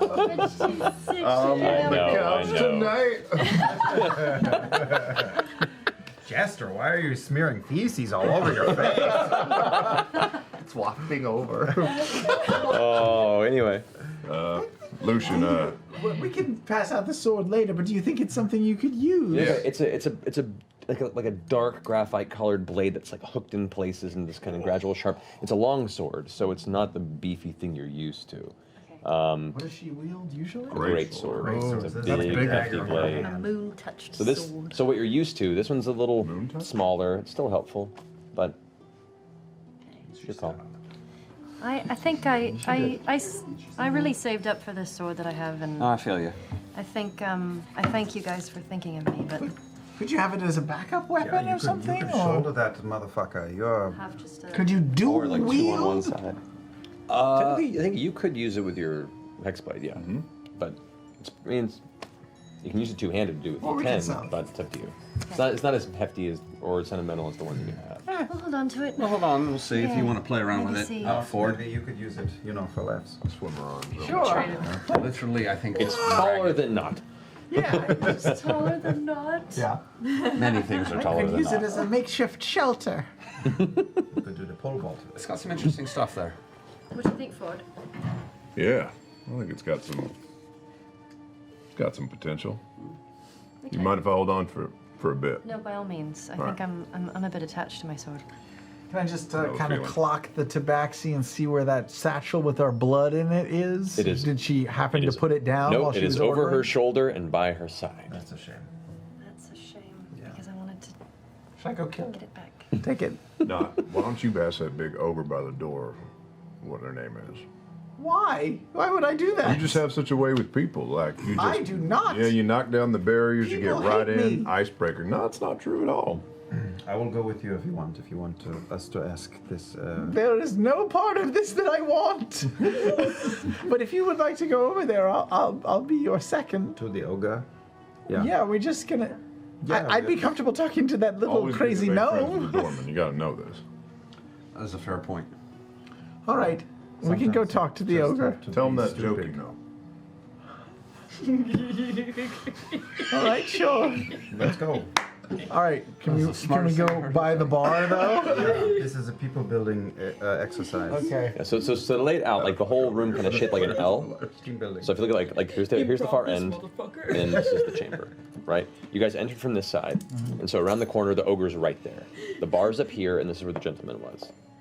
I'm just gonna swing by the bar. I need a refill. Yeah. Okay. Okay. I'm gonna give the bartender my flask and say, "Could you fill this entire thing up?" I was like, yeah, no problem. Boss said it's fine. It's good at pouring. Excellent. Flask like that. Thank you. He's practiced. It's a little spilled. Wasn't a little. It's a little messy. Yeah. I don't tip. Character choice. Oh, important note. Important note. Laura Bailey has texted in that she hates us all. All right. We'll go over to the ogre, I guess. Sure. This is easy. We're all going to die. Maybe we- You approach the ogre. Yeah. Yeah. The I'll ogre lead is the way. standing about roughly 10, 11 feet tall.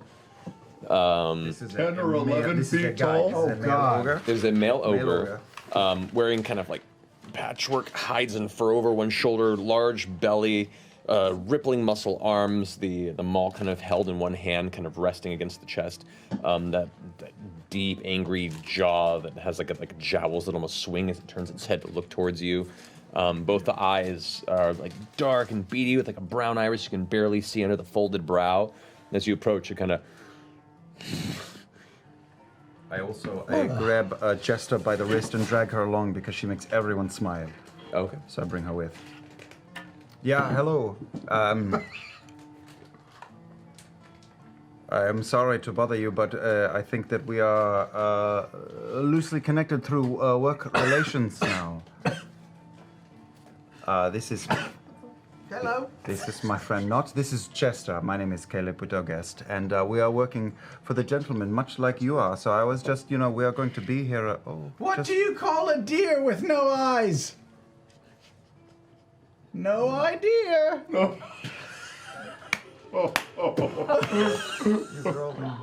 Come on. Come on. Oh, that's great. Oh no. It didn't work. It didn't work. Literally rolled an intelligence check to see if it got it.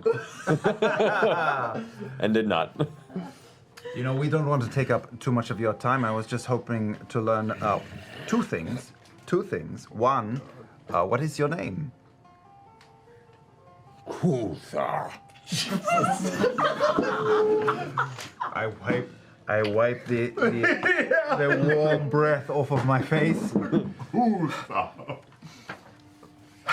And my second question is, do you like working for the gentleman? Yeah. I've been informed by Jester that she is now to use the Wand of Smiles.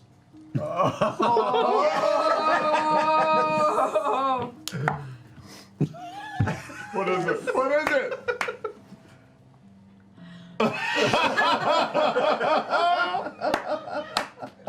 The darker she strikes. It looks so painful. It looks so painful. Thank you, Lord. Good talking to you. It was like clawing at the jaw, trying to pull it down. I will take that as a yes. I am glad we are doing business with this gentleman. Yeah. Good to meet you. You do this. No, he wasn't me. I didn't do anything. Let's go. Let's go. Let's leave. This terrible, grinning ogre who seems confused with the facial muscles not functioning. We go up the stairs and out. All right. You guys made friends. That's all we do Good is make job. friends. Kuthog Smiles or on every face. Kuthog? Kuthad, K-U-T-H-A. Kuthog. Kuthad. Kutha. You guys make your way back up the spiral staircase, out through the trap door in the back storage room of the Evening Nip, exiting past the bar where Clive Bentz sits there waiting with his half-burned, scarred dwarven face who gives you a nod as you exit back into the city. Now, I believe in the late afternoon near dusk, the sky grows darker as you proceed on to the next leg of your venture. And that's where we're going to take a break. We'll be back here in a few moments, guys. Please stick around. We have a great little video about 826 that I think you want to check out. To let you know about that. It's awesome. A bunch of us went down there and We had the loveliest time. It was a great day. Please check it out. we got to go back again on Saturday to finish up our campaign for those kids, which is going to be exciting. But yes, so we have our Wormwood Giveaway, of course, for you folks out there. So those of you who want to come over into Twitch chat to enter the code for tonight is gentleman, a singular gentleman, gentleman, not men, man. You can only enter it once in the chat. Any more than that, you'll be disqualified. And this is good for everyone in the United States, Canada, excluding Quebec, unfortunately, due to crazy rules and laws. But here you have this fancy zebra wood deck box, which is nice material that we're all going to be signing and sending out. So we'll come back from the break with the winner. Yeah. Until then, hang tight, enjoy the break, and we'll see you here in a few minutes. Hello, critters. We are back at the Time Travel Mart in Echo Park, California, which is one of the homes of our beloved 826LA. And we're going to tell you about this amazing organization and maybe play some Dungeons and Dragons. Come on, I'll show you around.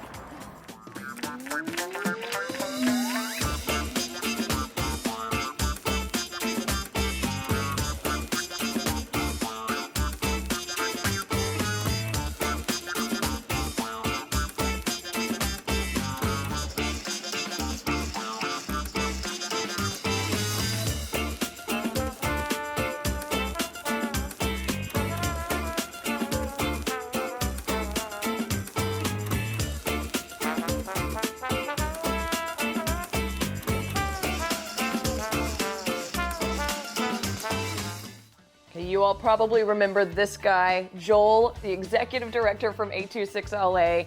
Thank you so much for having us and talking to us once again. We've been doing this a few years now. I think this is our third or fourth time together, and I really appreciate the incredible support you've given us over the years, so thank you. Yeah, I mean, aren't the Critters like such an amazing group? We've heard rumors of them, people coming and stopping by and volunteering, yeah? Yeah, they're an incredibly generous group, and we've had volunteer orientations a few times a month, and there's always a good 10 folks who show up and who, when we ask them, how did you hear about us, they talk about your show, and it's been a huge, huge help to us. Oh my goodness, that warms my heart so much. I love it. Okay, so give us a little bit of a rundown on what 826 is and what you guys do for all the amazing kids that come through here. So we're a writing and tutoring organization. We really just want to get kids excited about writing. We want to honor their creativity and give them a space where they can have fun and engage with volunteers who can listen and help guide them in their storytelling and in their writing. We do this after school tutoring, we do nighttime tutoring, and we do workshops. We also do a field trip program. And then we also go into schools all across Los Angeles to provide this free one-on-one service to kids. And you guys have 826 chapters all over the country, correct? That's right. We're part of 826 National, which is our umbrella organization out of San Francisco. And we have chapters in San Francisco. We have one in New York, and Chicago, DC, Michigan, Detroit. We're actually opening one in New Orleans very soon. Hey, NOLA! So we're excited. We're all very connected, and we share resources and support each other. We're all independent nonprofits in our cities, but we collaborate and support each other. I love it so much. And you guys have the Time Travel Mart, which is amazing. If you're ever in Los Angeles, you have to come visit it. And you have different themes for each of those across the nation, yeah? Yeah, so we have actually 2 time travel marts here in Los Angeles. We've got the one here that we're in Echo Park, and we have one in Mar Vista, which is from the 1890s. This one's the 1980s time travel mart. But yeah, the cities, San Francisco has a pirate store, New York has a superhero supply store.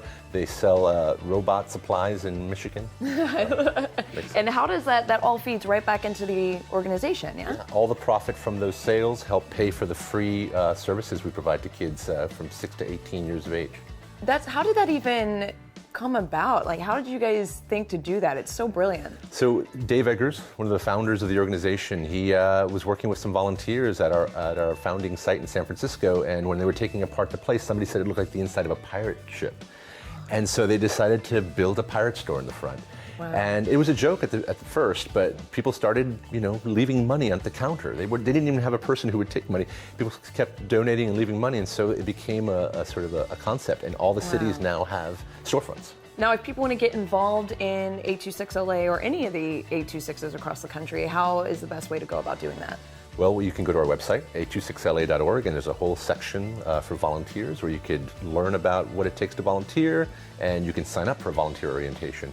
And all of our chapters across the nation have their own sites, so folks can visit and get involved. Awesome. And you don't necessarily have to tutor if that's not your jam. You can do many things, right? Yeah, we don't turn any volunteers away. We try to figure out ways to get all volunteers involved.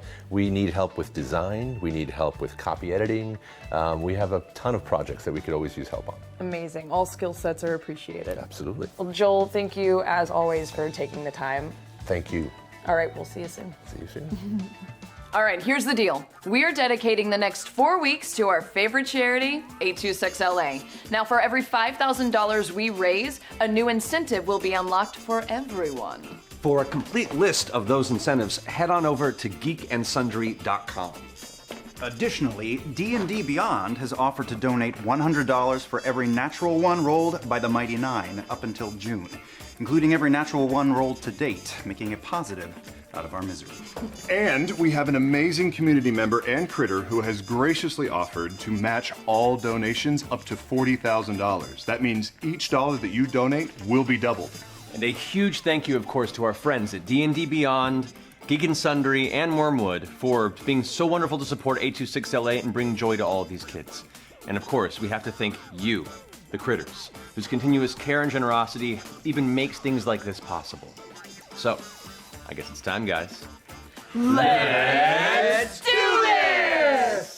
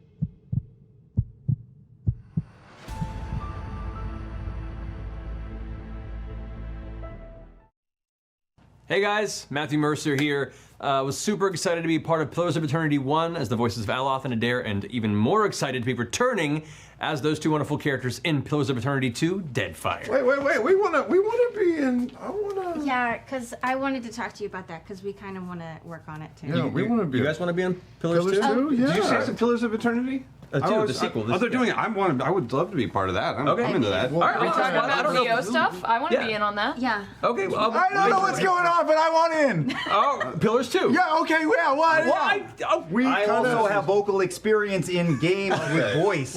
Well, shit, well, let's see if Ashley's interested. Yeah, Everyone text her right now. Everyone text her. She's I'm real texting busy. I'm gonna her. go ahead and call my friends at Obsidian and see what they think about this. I'm definitely texting her. Hey guys. Hey, yeah, Matt here. Crazy idea.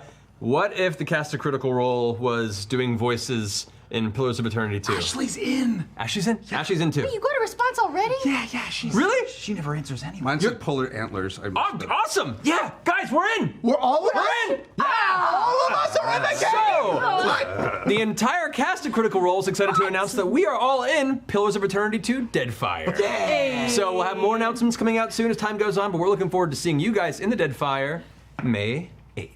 Woohoo!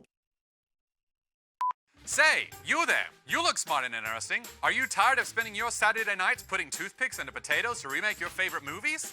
I've done Rear Window, North by Northwest, and Vertigo, but I'm bored out of my mind! Then, friend, you need Starter Kit. Starter what? Starter Kit! Starter Kit is a Geek and Sundry series seen exclusively on Alpha, where we teach you how to play various role-playing games such as Numenera. Numenera, huh? Boy, you really rousing my berries. No siree. Numenera. Numenera is an RPG that takes place 1 billion years in Earth's future on the remains of 8 previous civilizations.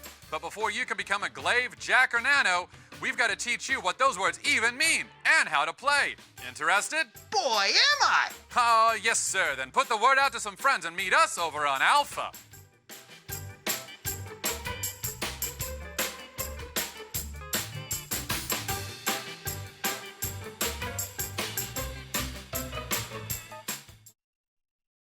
Hey, Key. Question. What exactly is Key Question? Key Question? The new show from Geek and Sundry that will show exclusively on Alpha every Tuesday starting on March 6th, which happens to be today.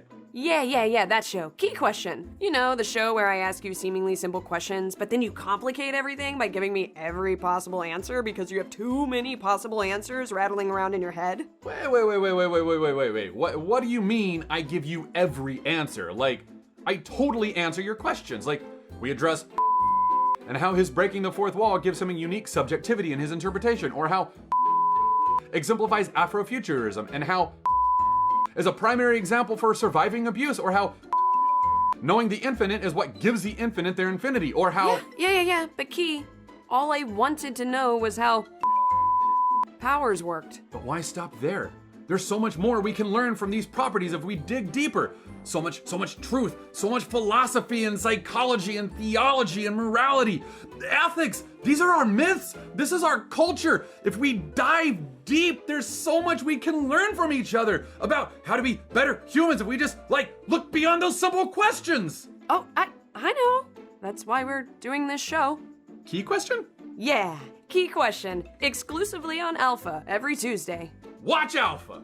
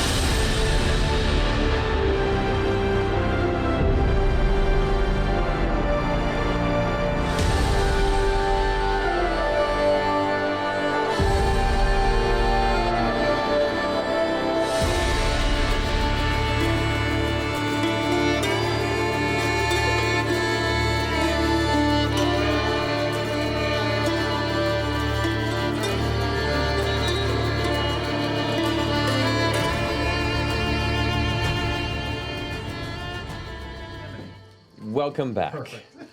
Great timing. Yeah, just make it worse. So, we have our winner for the evening. For the Wormwood Giveaway, it is Loup Rouge. Loup Rouge. Congratulations. Donovan will get your information, and we'll get that sent out to you ASAP. So, congrats. All right. Bringing us back into the game. You guys have all reassembled with a moment of your thoughts on the outside of the evening nip. Just as the sun has set, the oranges and purples of the sky have taken over with the little bits that you can see beyond the cloud cover that still seems to permeate the atmosphere above you. With the recent storm mostly past, it seems at least the gray skies are clinging as hard as they can. What do you wish to do? Sun's on its way down, you said? The sun has just recently set. Has set, okay. I feel like I should divvy up that gold that I didn't hand out earlier. I think it's a very fine idea. Yeah, I'll We have to want to remember go back to the leaky tap. have to remember to do that some I other think day. that also sounds like a very fine idea. We know that's safe. We should also probably check in on the Dodeca doohickey as well. It's a fair point. Oh, right. Who? Jester have that? Jester has it, yeah, inside the Oh, the bag. right, she has it. Never mind. Sorry. And I guess we should let Horace know that he'll get a escort out of town, right? Yeah, he was at the leaky tap, right? We left him there? Yeah. Left him at the leaky Yeah, tap. okay. Let's do that. Let's do it. All right, so you guys head back to the leaky tap. You head back to your chambers, and within the one room, Horace has been very careful. As soon as you open the door, Horace immediately grabs the nearby chair and gets ready. Oh, you've returned. Going for the chair. I'm into it. Yeah, right. Sorry, just a little jumpy. How are things going? How's the search been? It went well. I think we found a suitable passage for you out of this city. Needless to say, without involving you too much, we're gonna have someone take you out a secret entrance and make sure you're safe on your way out. I hope you're okay with being blindfolded. I trust you, yeah. Sorry. Yeah. That's part of the deal. Yeah, I guess it was. Okay. No, that's fine. Oh. Thank you. I can't even begin to express my thanks. Didn't write down how much fucking gold stood there. Wait. 620. Is Dolan gone already? Dolan's staying. Dolan's staying. Horace is getting out of Dodge. Horace, have you heard anything while we've been gone, or have you been kind of staying in here? I've been staying in here. I've been looking out the windows. There's been more guard activity in the streets. It looks like they're making their way inward into the city and beginning to inquire, at least from what I've seen. That's it. Other than that, I've just been bored and reading this book. Page turner. Yes. Any favorite parts? No. I hate those. Pictures good? There aren't any pictures. The fuck are you reading it for then? Anyway. Your grog is showing. Yeah, sorry. Listen, everybody gets 104 gold. 104 gold. Yep, and 3 silver. No, not you. Not yet. Fuck off. I was there in spirit. How many silver? What did you say? 3 silver. This is a good time to mention that in between last game and this, oh right, cantrips not you can buy learnable. cantrip scrolls, but you right? cannot- But Caleb would have known that, Right. After Liam had asked the DM. Correct. You cannot So we're transcribe them to switching use out that cantrip for hold person, if that was at the store. Right. Yeah, it was. Which and, means and, that and paid the difference. And Caleb so. is flat broke until right now. There you go. Always skirting that edge. I lived that life for 3 years. Yeah. Ramen. Yeah. So much ramen. The D&D ramen. Yeah. Paycheck, it's gone. Yeah. Anyway. Well, I assume they'll come for you sometime in the night or in the morning. Hope you won't mind if we don't wait. We kind of traded your expedited journey out of the city in order for us to go and take care of something, bit of business for them. Very well. Again, just tell me what you need of me or what I should do. We didn't really ask, did we? I thought he was coming with us when we go to leave. That's what I thought. Oh, But is that, or am I mistaken? no, I think that's probably right. You didn't specify, but that seems like it might be a viable plan. Okay. Either that or they'll kill him. What? Out of game. You're not, DM's not here. DM's always here. We should probably blindfold him ourselves on the way there, so we just don't even, we'll figure it out. You blindfold him on the way to being blindfolded? Yeah. Oh. Because if we take him down into the evening nip with us, and they're going to want to do the whole "let me take your blood" thing, and you weren't here, and who the fuck are you, and all that shit. Oh, true. So we don't want to do that. The city with it. Sorry. Also, Marisha talking right now. Blindfold on. Maybe just before we go in. That's fair. Anything we want to do before we go out on this errand? Oh, yeah, I think there was one thing. Tell us everything about you. Horace. Oh, are you fucking kidding me? Horace, Leave! Do you mind? Leave, Horace! Do you mind Leave! going upstairs for a second? I'll step in one of the other rooms. Right. A key I could. Here, I toss him my adjuster's key. Heads into the next chamber. And Just don't steal any of the pillowcases we go through any of our luggage. Yeah, they're booby trap. Okay. Leaves the room. As soon as he leaves the room, Jesse goes, Okay, so tell us about you, each. I mean, this is not about me right now. It could be. It doesn't need to be. But you have secrets too. So do you. And you're a pair. You know, I distinctly remember a moment when we were the shady pair of this group, but now it looks like you guys are. Everyone's a shady pair in this group. Somehow, even as individuals, we are all somehow shady pairs. It is just inevitable. Now I'm hungry for pears. Pairs. Sounds like a retirement home. Shady pears. Shady pears.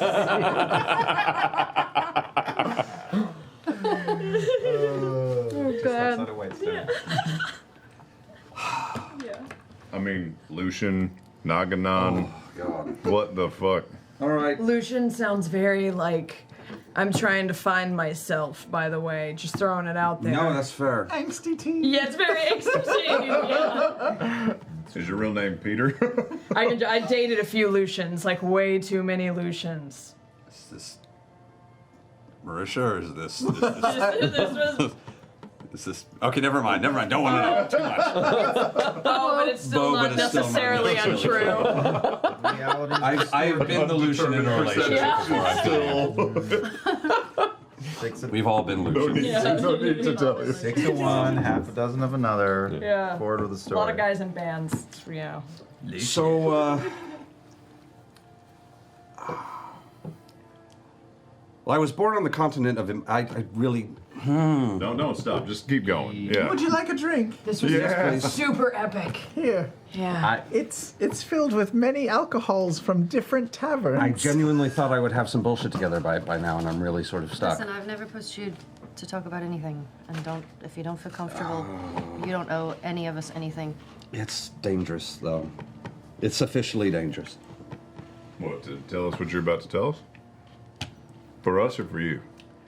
At this point, what's the difference? Well, one's us and one's you. We definitely left our vials in a shady cellar with a bunch of underground criminals. I stole 3 empty vials from that place. I'm very excited about them. They're empty, but they're still really shiny. They're all the same note because they're all fucking empty. Oh no, I went.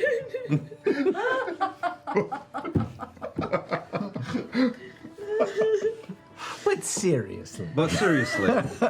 I have been part of a shady group. I've been dealing with shady friends for as long as I can remember. If there's one thing I've learned about dealing with people that you can't trust, is that you kind of have to trust them where you can and not trust them where you can't. And I'm not saying that I know what I'm doing or anything, but I don't want anybody. I want this to work. I need this to work. So I've not done this in a while. All right.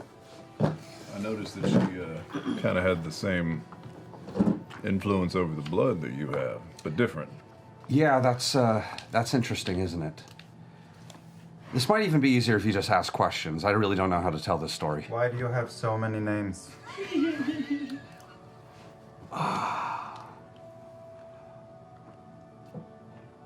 I woke up without any names or any past, buried in the ground 2 years ago. Buried in the ground? You woke up buried in the ground. Were you dead? Obviously not. In a box in the dirt? In the dirt. And you are saying that you have no memory. My first memory, my oldest memory, is dirt in my face underground. Is that what that? Jester would like to cast Zone of Truth. Oh, snap! Oh no! All right. Good girl. Keeping it real up in the field line. She says, I would like to play Truth or Dare, but without the dare. How honest do I have to be? We'll find out in a second. Okay. Well, you can say whatever you want, but whatever you say has to be true. You cannot That's how it speak a works. lie. You can also just say, I don't feel like talking. All right. All of you who are in the 15-foot radius it's being cast in, which would probably be everybody. Steps. If you're all staying 16 close on this, steps away. everybody please make a charisma saving throw. Oh, boy. Saving Charisma throw? saving. Charisma saving throw. I got a 1. Yes, sir. Hey, money! $10! It's $100. $100. Oh, what? That's even better! $100 for every natural one. I rolled a 4. All right. Okay, you're in. 13. 13. 16. 22. You were the only two that succeeded. So everyone else, you have to speak the truth for the But next. if I'm a DM, we know that we feel it according to the spell. Yes. Yeah. You all sense the kind of the energy come over you, and for a second you're a little confused by it. Posturing cup, posturing cup. All right, that's not entirely true. It's a vague memory. I don't really remember it. It's kind of all jumbled. It's what I've been told about some of it. Is that rituals she was rambling about? I don't know. So before you woke up in the dirt, nothing. There is no before. Whatever happened before is not me. It's not part of anything. Like your life reset somehow? Or you just don't remember? Some asshole got buried in the dirt. Fuck him. I am enjoying what I'm doing. I want nothing to do with that. Anything that came before, I was happy to just leave it be. Yeah, but do you have any theories for what happened before? No. Did you look the same, or did you come back? How would I know? Well, So everything before 2 years ago is nothing to you. Black. That's somebody else. 2 years ago, did you have all those tattoos? No, not exactly. Any of them? Some of them, yes. How much time passed between waking up in a dirt box and the circus? Days. I was a bit out of it. It's hard to remember. I wasn't speaking, really. It's all... Do you have memories from your childhood? Yeah, many. Sure. It felt like that. It's all bright and more meaningful than it should be. There was just nothing. I was practically catatonic. I was barely speaking. Did you wake up 2 people or alone? Alone. Are you a good guy?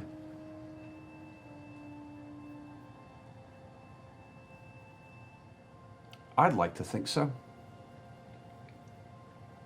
Why did she seem like she looked up to you so much? I don't know. I don't know who that was. I've never heard the name Lucian before, or that other name. I've never heard of any of it.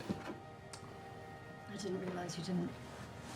You did a good job at pretending.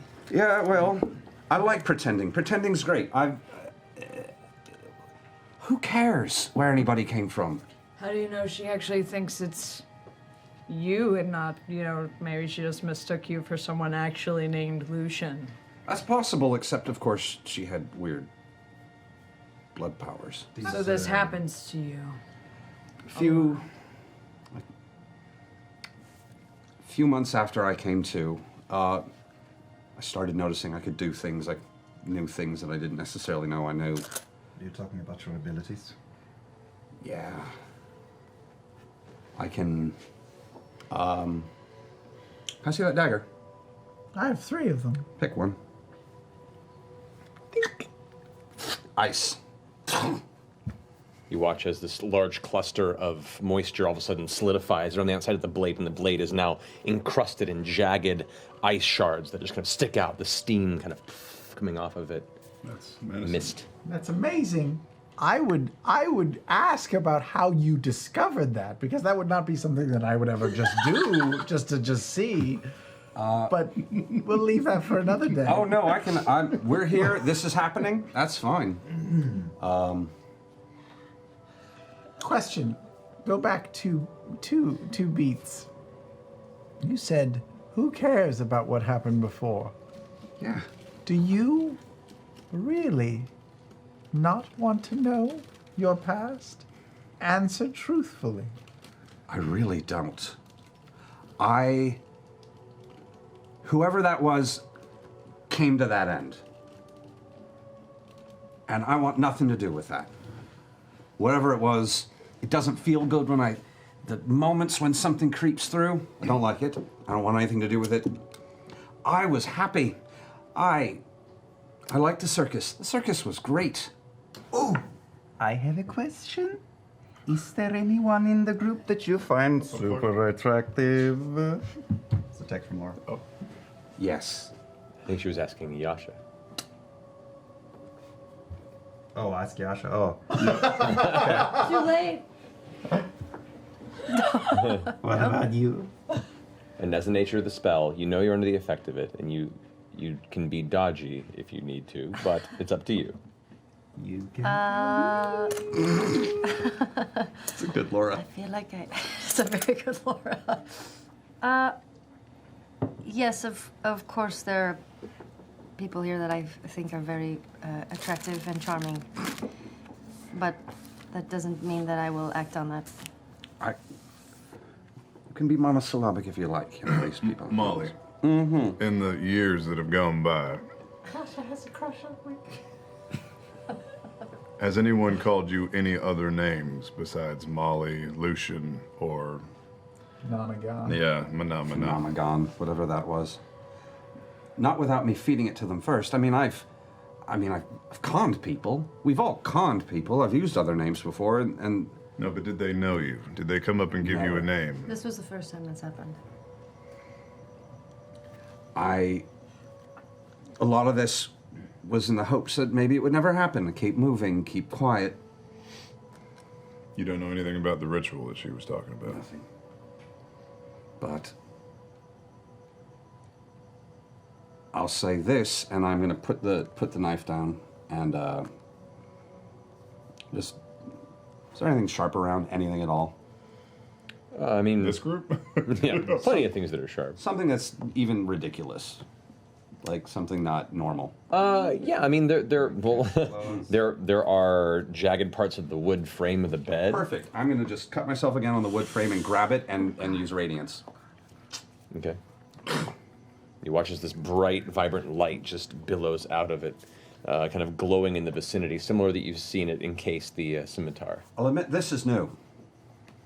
Yeah, that's a hell of a thing. You got to see the first time this happened.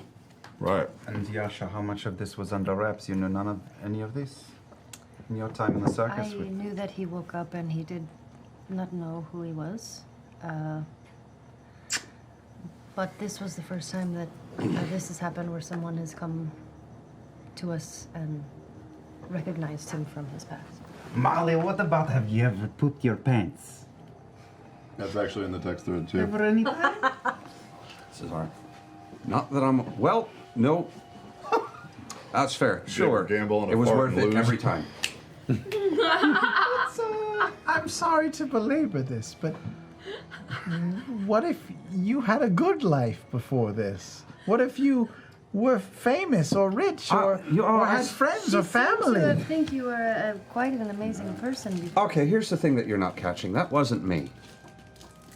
This is mine. I don't want anything from that other person anymore. That person is someone else. I don't want anything to do with it. I did not feel good coming out of that. It was... I'm in for a penny, might as well. I'm told, although I don't entirely remember this part, that I only said the word empty over and over again for the first week. Empty. Empty? I don't know what that means. Or empty. Empty. Empty. I don't know. Jester. Barely remember. I feel your touch on this conversation. Is this all accurate? As far as I can tell, yes. He did indeed poop his pants. And the rest. Oh, that too, yes. Yeah. Empty. That sounds terrible. I don't want anybody, I don't want to remember anything. I don't want anybody else's baggage in my head. I don't want anybody else's problems, thoughts, ideas. I like this person right now is a good person, is a fine person, is a happy person. She kept referencing a book. No idea. What Sounds if we could, shifty. What if we could find the book? I don't want it. Well, I will say I'm a little concerned about, loose ends coming to bite you and us in the butt. However, we all have a few, I assume. I believe in second starts, and that's enough for me. Can you know- imagine what it would feel like to not feel anything about anything that had happened to you so far? No. No. Yes. Why am I not surprised? What do you mean, yes? You can imagine what it's like to not feel anything before this moment? Have you Yeah. died before? No. Doesn't mean you have to find meaning in meaningless things. It's very freeing. It's the best thing. It's the thing that happened to me. It's not the best thing that happened to me. It's the thing that happened to me. I found peace in building a new person. The Moonweaver. You know, just because if you know about your past doesn't mean you have to be beholden to it. That's true.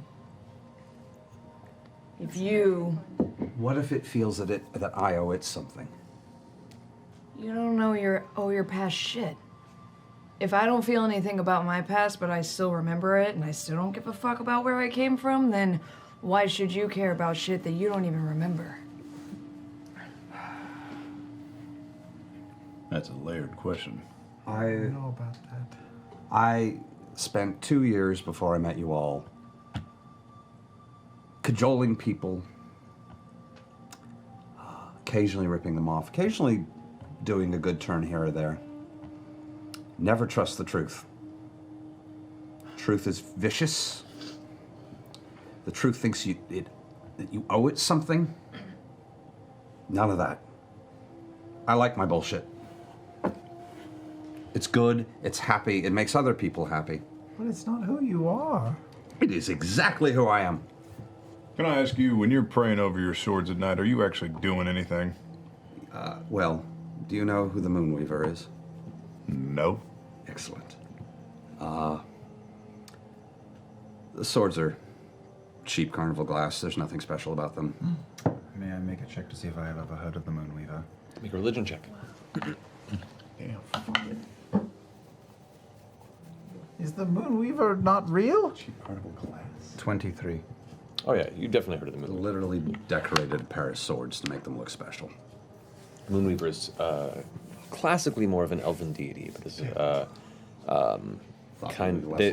are a god over the night, of shadow, music. There's a lot of variations to what they go over, but they're definitely not one of the approved religions in the Empire, and is not considered one of the betrayer gods classically, but is an inspiration for a lot of art in classic elven history and even some modern.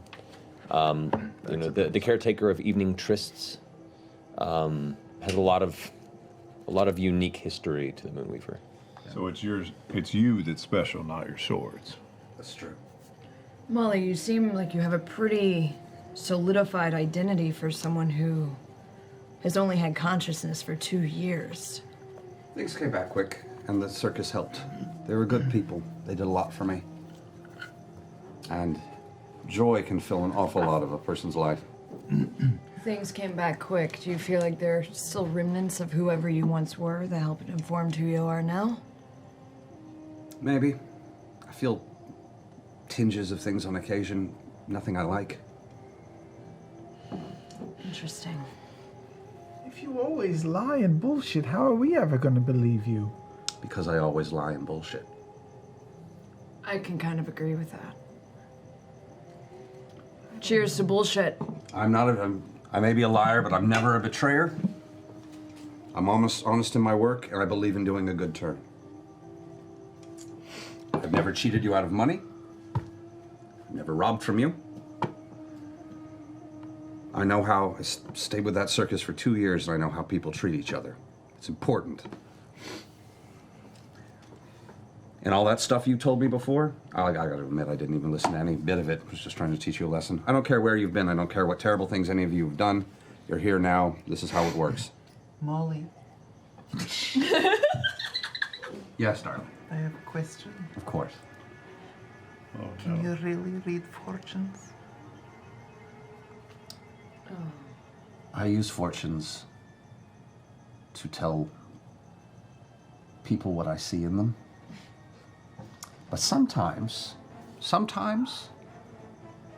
I feel like maybe there's something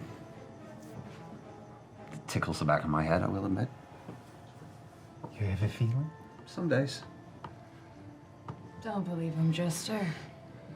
Am I lying? He has to be telling the truth. Thank you. I do feel like you actually weirdly have a gift for that. I always tried to be helpful with when I turn cards for people. You ever think you could actually be doing damage, though? Setting people on false paths?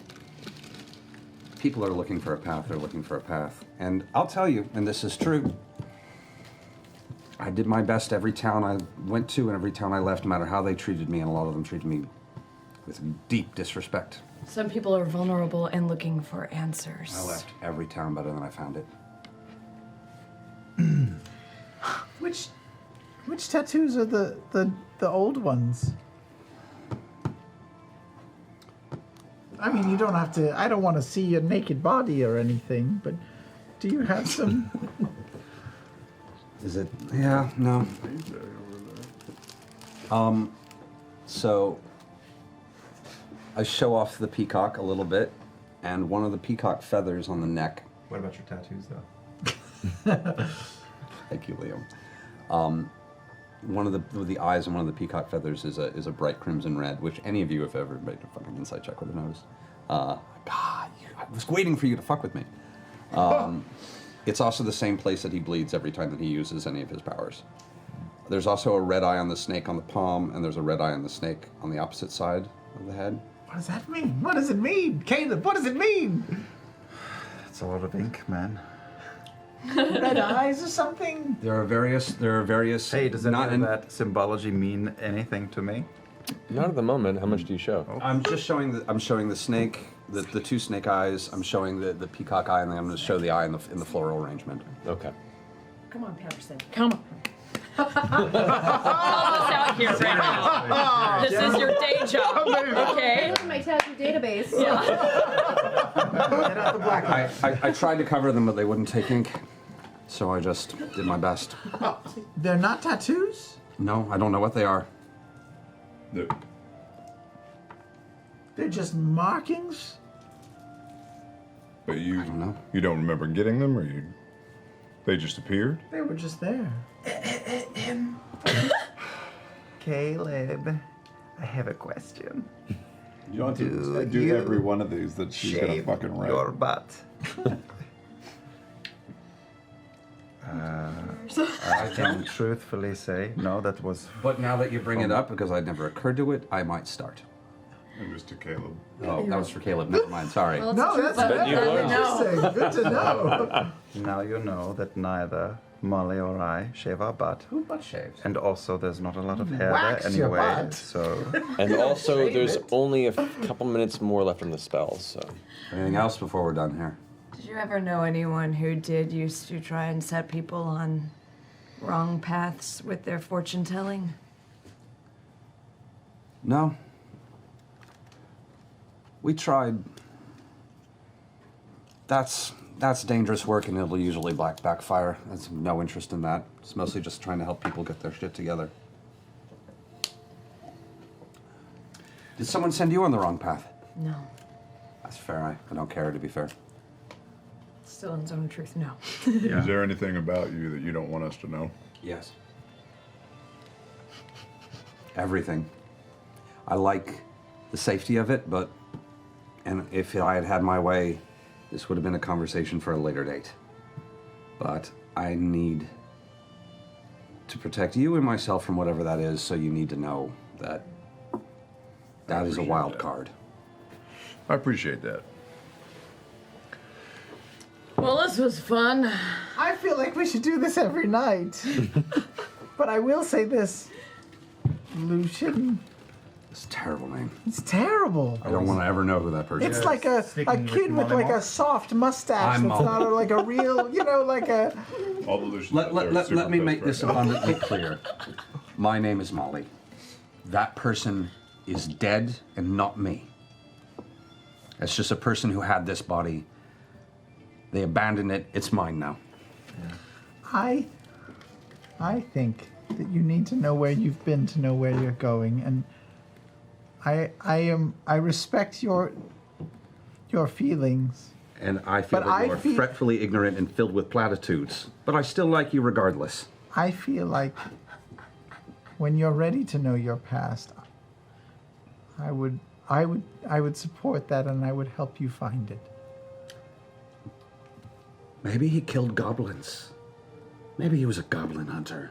Maybe he ate them. Raw. Perhaps we have learned all we need to learn from this conversation. Maybe it is time to turn in. We have some things to do tomorrow. I am satisfied, Mollymock. Tea leaf. For now. This was not how I expected this to go. Thank you. For what it's worth, I like you a little better now. Me too. You don't have to reciprocate it. I'm waiting for the spell to dissipate before I say. About now, the spell is dissipated. I both like you more and less at the same time. I get that a lot. Is the spell gone? The spell's gone. God damn it! Yasha, tell us everything! Fuck! I mean, you can still press her. Thank you, dear. Shall we turn in before we head out tomorrow? Oh yeah, Ford and I found out that we're probably going to be facing some undead, wispy things that might electrocute us. I think we all find I out. feel like I'm feeling pretty Yeah, solid. we came though. down and told you. Does that, does even that undead wispy things, is that triggering anything in the brain? Go ahead and make And it was make a religion check. it was Can the I gentleman help who him out on that? the gentleman Oh, described he's the already got research facility to everybody, right? Before they What? split off. The gentleman Yes. described the research facility, the job, to everybody. To everybody who was present at the table we were all and on who the may have been listening at the moment. Right, so we all heard that. Yeah. 19. Yeah, you're familiar with these entities. They're generally like undead orbs that Oh, undead orbs. that haunt swamps, haunt areas where they seek life force to siphon it and devour it. They're will-o-wisps. Yeah, they're basically will-o-wisps. They usually find them in swamps or things like that. Okay, you know how to fight them? Yes. Am I smoldering? I don't know. It's hard. Yes. Yes. So good. It's a good movie. I know. Anyway. All right. All right. Turn in. There. All right, you guys all turn in? Yeah. All right, an evening's rest takes you as you all take a while ruminating on the events of the day, the information acquired, and the path before you. You eventually find yourselves to sleep, so you can go ahead and take your long rests for the night. Good. Are you doing anything with the sword? With the sword? Yeah. The one you mean? The one that you took from yesterday. Meaning, Oh. Are you? Not you, yet. Not yet? Okay. Not yet. Anybody else? Anything? All right, then. As the morning comes to, you all wake up relatively early because you went to bed relatively early. It's like shortly after sunrise. You find yourself conscious.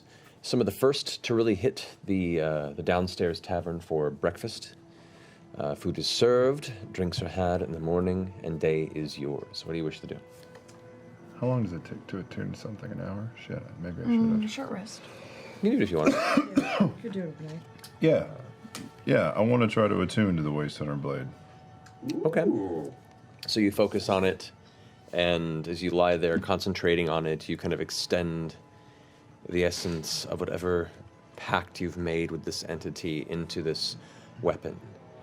And as you finally finish the period of time, you hold the blade in front of you, and it vanishes into the pocket.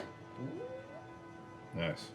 As you force it to apparate once more in your grasp, and the blade returns. It has the same hooked shape, but now this blade is encrusted with barnacles along the base of it. Edges of it have curved around, and water continues to drip off this. It seems to have transferred whatever the essence of this pack blade is to this one. And at this moment you realize whatever weapon you seem to bond with in this way will carry that same aquatic essence based on the communion that you've acquired. Did you do this alone, or was I in the room when this happened? I would have loved to have watched this. Based on the Yeah, you were there. I walk up, get a little uncomfortably close, put my hand on your chest. The power was in you all along. Oh boy. Oh, See you at breakfast. No. Oh no. Hey, I'm going to scuttle off and go over to Pumat's. I need to have a little, just a short little shopping. I need to go as Oh, well. you do? Yep. Okay, so I'm having bacon down below, so I will wait till I see you. Anyone need to go to Pumat's? Oh, you know who should come? Yasha. She's never met Pumat's. You have never Souls. Pumat's? Just the invulnerable. It's a doo-wop group. Yeah. Vagrant. Crazy. They all sing bass. You need to let your soul glow. Okay. Hey, would you all mind looking into seeing if you find any like throwing stars or any throwing darts? Here, I'll give you some here. Shuriken? Yeah. Yeah. See, I Sure we need can. something. I give him a little bit of like gold to see if he. Okay. How much is a little bit? Here's 10 gold. Hey. Bring me back change. For throwing stars from Pumat. Okay, I will definitely ask him if he has throwing stars. If he does not have throwing stars, ask for darts or the equivalent. Do not fuck me here, Caleb. Do not fuck me. Not interested, but I will ask about the items you are. Aggressive for a favor. Classic Beauregard. You'll like this. Pumat soul is, how would you describe? Unique? Well, not one of a kind. Maybe we should just. Did you just tell a joke? No.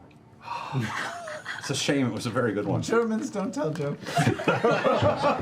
Zemnians. Zemnians. Experience only pain.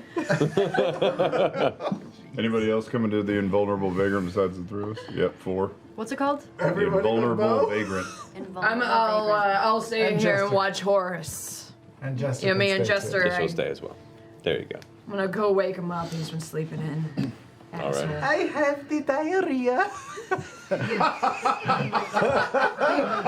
Come on, Jester. Come on. Man. Don't make me laugh. Oh boy. Laura is texting with I'll a full get you a case of pie. FOMO right now. Oh, Slowly sharpening a blade at home. we miss you, Laura. Next Wait, week. let's see Next how week. it All the lights will be off with just a candle, a chair. Right, when you get home, just the blinds are open.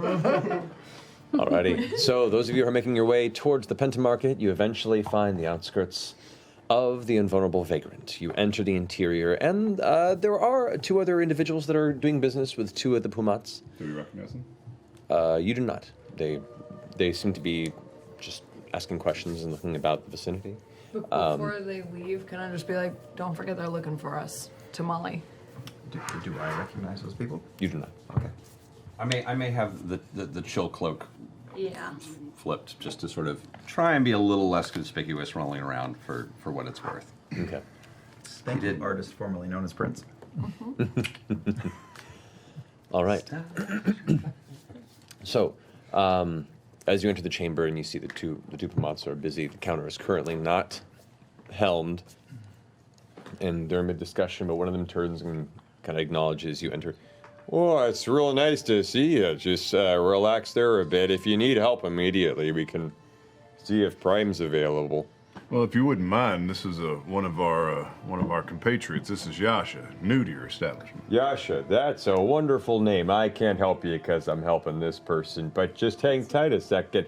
Sure. Pumat? He'll be right with you. Isn't he Puma? You see two of them that look identical in the room. Oh, you guys are twins. Something like that. He'll be right with you. Okay. Turns around. Just breathe it in. Okay. You hear a couple heavy footfalls. What sounds like a toppling of some metallic pan that ping, pound, pound, like, say hello. And the curtain opens and you see one of the Pumats, but with a set of goggles above the head. What looks to be an apron on with a bunch of different tools and various accoutrement kind of stuff into different pockets. Hey, so I'm helping someone. Who needs help? Well, actually, Okay. this is our friend Yasha. She's new to your establishment. Hello. Right now, you've been here before. You were working with the other ones. All right. Morning to you. Hey, can I help you? I just, I mean, do you have Chinese stars? Throwing stars? I don't understand what that is. They're like pointy things that you throw and they're metal. Oh, you're talking about like a dagger or a dart or something like that? Darts, daggers, darts. You can probably go to a blacksmith and get that made for you. I don't really craft things here from their base components. We generally take them and I enchant them to a better degree. I make generally not so great things pretty great. Oh. I gather we all hear this conversation, yeah? Yeah. Okay. And you're catching this one. Pumat Prime is a little surlier than the other ones. He seems like he's a little more down to business than the various versions of him out there. We're probably going to be dealing with some restless spirits, actually. So if there's anything to deal with, like these phantasmagorical creatures, will-o'-the-wisps, that sort of thing. Yeah, interesting. You're going to be dealing with some of the spiritual realm, you say? Yeah, inevitably. All right. Let's see. Pretty sure I got maybe a vial or two of holy water, if that's what you're looking for. I don't. That's not usually my purview, but we keep a couple in stock just in case. Let me see what I can muster. Ugh. And goes ahead and rummages through. In the back a bit, you hear more metal and glass clinking, and one box gets shifted up to the side. Yeah, but. Yasha, do you have a healing potion? I don't. And that's actually. You should buy I wanted some. to get some. Let's see. Just double check to see if I don't. Alrighty, comes up. I've got 2 vials of holy water remaining. Those will run you about 25 gold pieces a piece if you want to. Perfect. That's exactly what I was looking for. Was 2 vials of holy water. Well, look at that. It's like it was meant to be. Straight up destiny. I probably need some healing potions or some. Yeah. Do you have some healing potions? You see, it's a funny thing. These adventurers keep coming in and kind of clearing me out. We got maybe 2 more, but you got to give us time to restock. You guys, your friends here have been mighty hungry. Well, they're the Mighty Nein. Oh my God! Her initial The regret. bail. Immediate no. How much are they? Yeah, those will put you back about 50 gold pieces a piece since we have the friendly discount of repeated customers. Isn't that right, one of me's? One of the Hamas goes, that's correct. They've been in here a few times. He's like, all right, great. Thank you for looking out there, buddy. All right. Man, I'm really glad to hear that. That friendly discount's getting even friendlier. That really nice cloak you have on the wall. Yeah? How much is that? Oh, you're referring to that protection cloak. Let's see here. Takes it off the counter, checks it. That'll run you back about 800 gold pieces. I fell face first into some coin recently. I think I'll take that. Whoa! Well, and you watch the demeanor shift a little bit from like the I'm busy kind of like, whoa, happy to see a big spender coming on first thing in the morning. And you see now, you start seeing more of the connection with the other Pumats. It's like selling me a Buick over here. Well, and might I have your name? I don't think we've had the pleasure personally. Ford. Ford. Tough. Ford Tough. Pumat Soul Pride. And I believe this is now known as Ford's Cloak. So does that mean that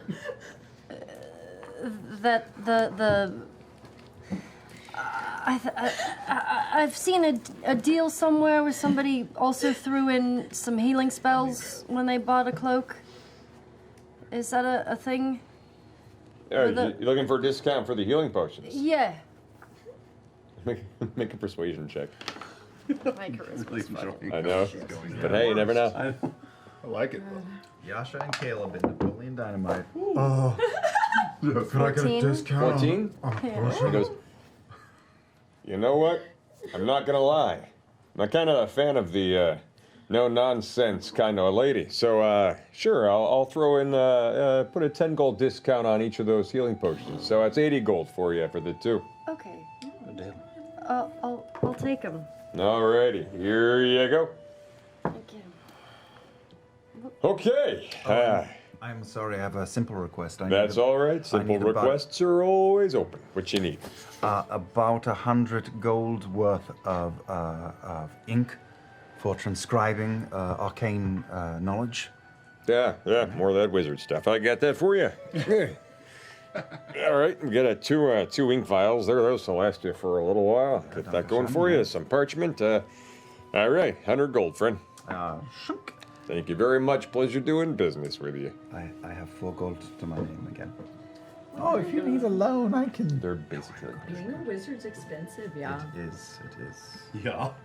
Oh, yeah. I have no money. Yeah. Geld. A lot of geld. He'll make some money. Not gelb. Geld. Were there any throwing weapons that you have, even if they're enchanted? Oh, well, I do have one enchanted dagger if you're so interested. Do you think she would like I that? don't think she would, actually. She doesn't like to throw daggers. She only likes to throw... She might, but it doesn't seem what does her it bag. do? Well, this one, when it's thrown, if it misses, it comes right back to you.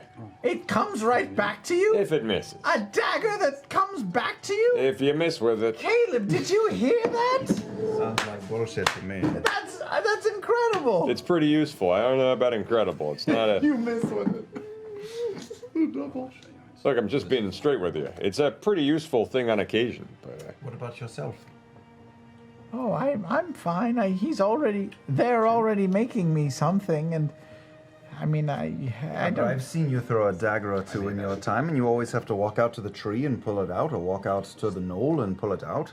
This way, it'll come right back to you. Think about it. Throwing a dagger just seems so inelegant to me. I don't know why. They're meant to cut food and to eat food with. I mean, no offense to any of you here, but I gotta get right back to work. Looks like one of my Mies is available to help you for the rest of this. If she changes her mind, we'll let you know. Yeah, no, we'll let them know. Yeah. Thank you so much. Have a wonderful day. It's a pleasure to see you again. You Nice too. to meet you. Nice to meet you as well, big lady. Takes his goggles down. Have a good day. Turns around and goes into the back chamber, which is funny him saying big lady because he's huge. He's bigger than you are. Goes in the back and goes right back to work, and you hear another like a foot hit the pan. Like, I need to. Oh man. How high are the ceilings in this store? The ceiling's probably about 10 foot. I love how your voice went. The ceiling's about.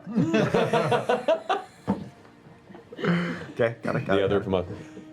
Hi, sorry about that. I was helping a customer, but he's left now. Not purchasing anything. So I'm happy to help you. What can I do for you? I think we're pretty well taken care of this one. We've got everything we need, so. Yeah. Alrighty, we'll have a wonderful day and come by whenever you like, big spender. I saw that. Is my flask coming along all right? Coming along fine. I think that's part of what Pumat's working on right now. Prime's Add real busy, right? any sort of shiny finish to it, or some extra flair or baubles to it. That would be fine. I'll too. see what we can do. Thank you. Thank you. Thank you. Thank you. All right. All Thank you. right. Thank you. Thank you. We leave. All right. All right. Unique, huh? That's I've never seen any. I thought they were Brothers? related, and then they all have the same name. So I guess that's another thing. Yeah. You're quite the word wizard with the haggling there. Listen, I realize I'm not great with people. Just no need to point it out. I was being honest. You actually got money off. Well, I forgot about that. Yes, I did. Yeah, nice job. I've Well, never it's seen you 'cause blush spent before. a lot of money, you know. She's quite pale, it's hard to tell. Well, what are we gonna do? Are we doing? Like the spotlight. Yeah. We should probably run to Attention is a blacksmith. bitch, isn't it? Yeah. Yeah. Yeah. Yeah. 9. 9. We should probably hit a blacksmith at some point. Easily enough at the blacksmith, for the sake of brevity here. Yeah, you can pick up. 1,000 throwing stars. Yeah, for 10 gold. Just ball bearings and throwing stars. For a single dart, which is the equivalent you could ask for, we'll say there are darts and there are throwing. We'll say throwing stars. Sure, why not? Because the archive's nearby, there probably would be a use for them. They're not often called for, and it's probably a bit of surprise in wanting to purchase them. But they have about 20. We'll say throwing stars, which act as darts for 5 copper apiece. I hand Yaksha one of the 10 gold that Bo gave me. This is Bo's money, so I think she'd want you to purchase them. Well, she gave you the money. Yeah, but she doesn't like me very much. And Well, maybe that will make her like you more. That's doubtful. Why do you think that?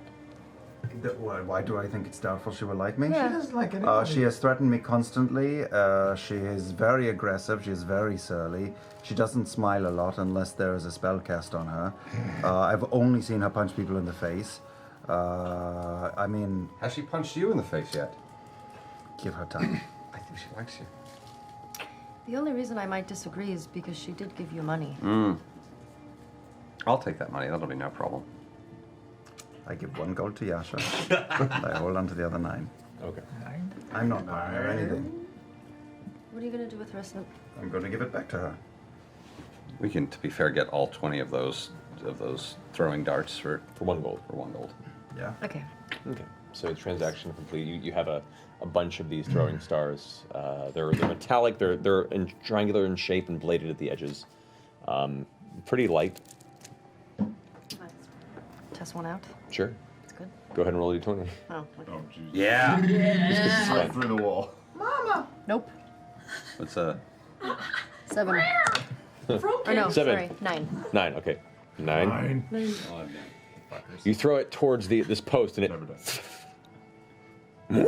This horse kind of all of a sudden bucks and kicks the side of the stable nearby, and you hear the wood crack from the kick, and all of a sudden you hear voices of 2 stable hands trying to hold back on this horse. You're like, says 19 throwing stars. Fuck. Sorry. It was worth it. Okay. Admittedly, I'm not good at throwing things, but it looked really cool. Okay. Did we bring Horace with us? No, I'm Norris, watching Horace him. is back with the Jester Yeah. and Bo. Well, while you guys are doing this, I'm like, check under your bed. Did you leave anything behind? Go pee. One last time, man. Come on. Come on. Too real for me. Yeah, Camp Counselor Bo. Incredible. All right. All right. Caleb, Molly, and Jester, actually, as you guys are walking back, you notice that there are now clusters of about 3 or 4 towns guard at different places that are in the process of just asking questions to people, going from place to place and inquiring. I'm going to turn around and head toward. I'm going to immediately turn around and head towards the other bar, the Evening Nip. Yeah, the Evening Nip. Jester is not with us. Right, Jester's not with you, right? So yeah. So and I'm then going to let you know. Tell them I'm hiding at the bar, and I'll meet them there when it's time. Yeah. All right. So we see guards asking around. Yeah, like talking to people, asking questions, and just kind of. Okay, I'm just going to pull my cloak up and put the hood up. Okay. That's all. You guys make your way back to the Leaky Tap. There, Horace what little that Horace had on him, a little bit of change and materials to leave, is ready to go. Bo and Jester are propped and ready as well, I assume. What do you guys do? Should we go on our mission or should we get rid of Horace? Well, we're dropping him off Well, at the. Horace is part of the mission. Yeah, he's dropping him off at the Yeah. Evening Nip. We should go. Let's Yeah. make Drop hay off. while the sun shines. Drop off Horace and You then ready? go. Do we know where we're going for this mission? Mile out of town. The Seems like we're going to the be. evening nip, and then they're going to escort us out. Okay. We'll be blinded. Oh my god. Bo, Caleb got these for you. Oh, perfect. Yes. Thank you. There were not. Thank you. 20, but the. Yes, one they of them were fell so out of the heavy, and I am so weak that I gave them to Yasha to carry. Here's your change. Thank you. Why are you acting so weird about this? I'm just weird in general. Thanks for the change. Thank you, Yasha. One of them's missing, but it just. I think it was an fell out of the. accident. There was nothing suspicious about it. I think it fell out of the bag. We should go. Okay. Horace, we're going to try and get you out of here. Yes, thank you. Whatever you need. What? This is a Liam thing, not a Caleb thing. Yeah.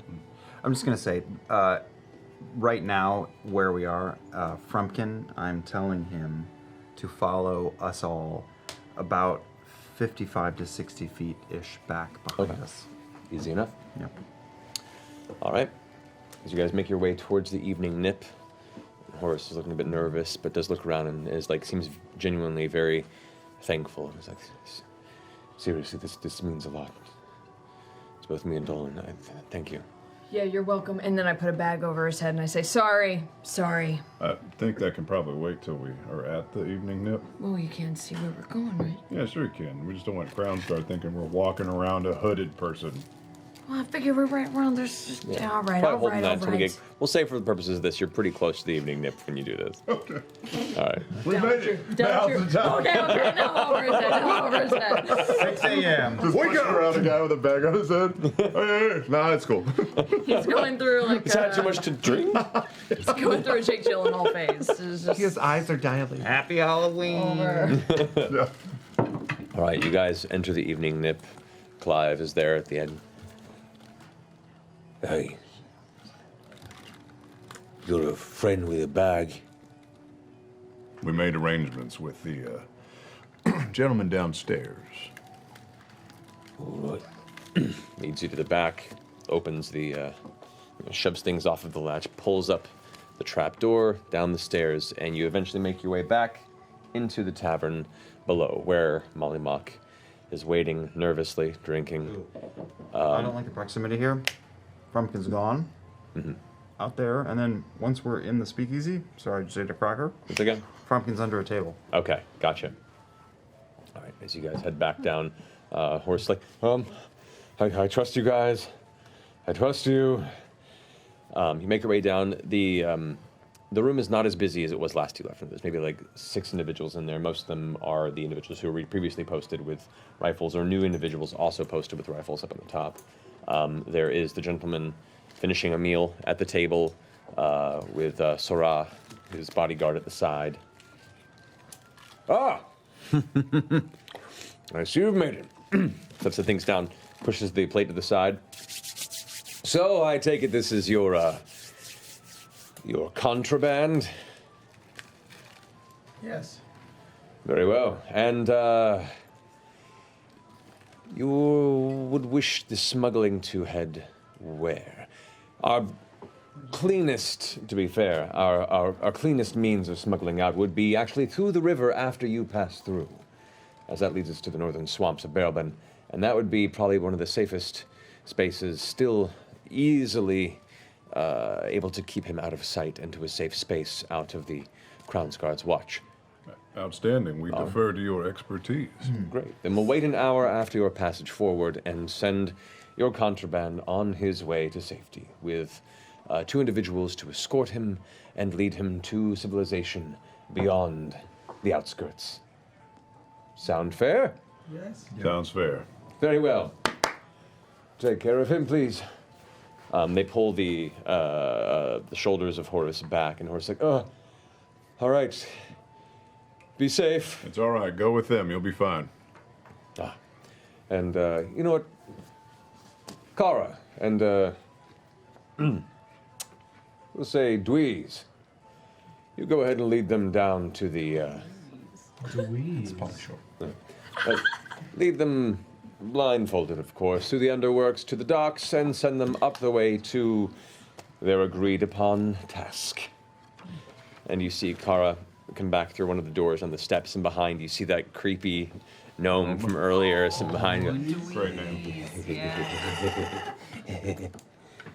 Cara goes, all right. And she pulls a few pieces of cloth. It looks like they're used to moving individuals through, and they have already prepared blindfolds in place. Passes them out to you and instructs you all to put on a blindfold and take a hand.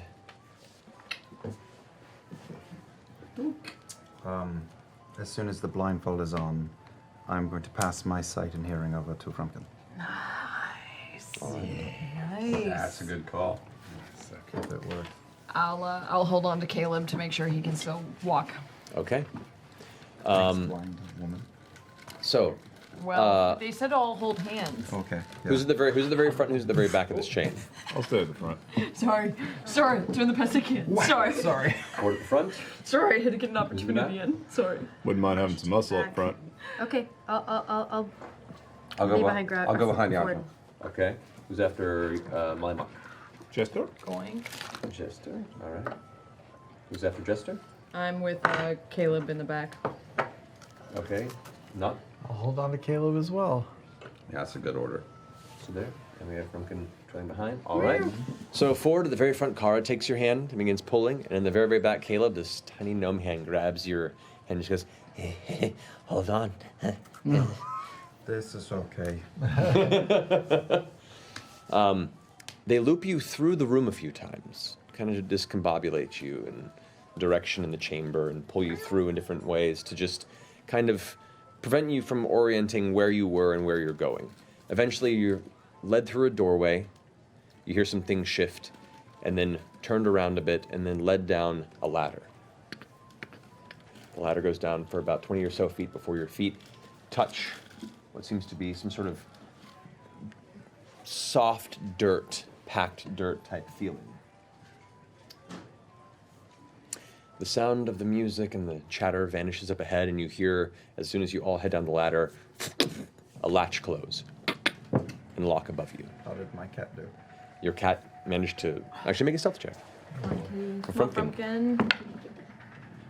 Oh, shit. What? Total shit.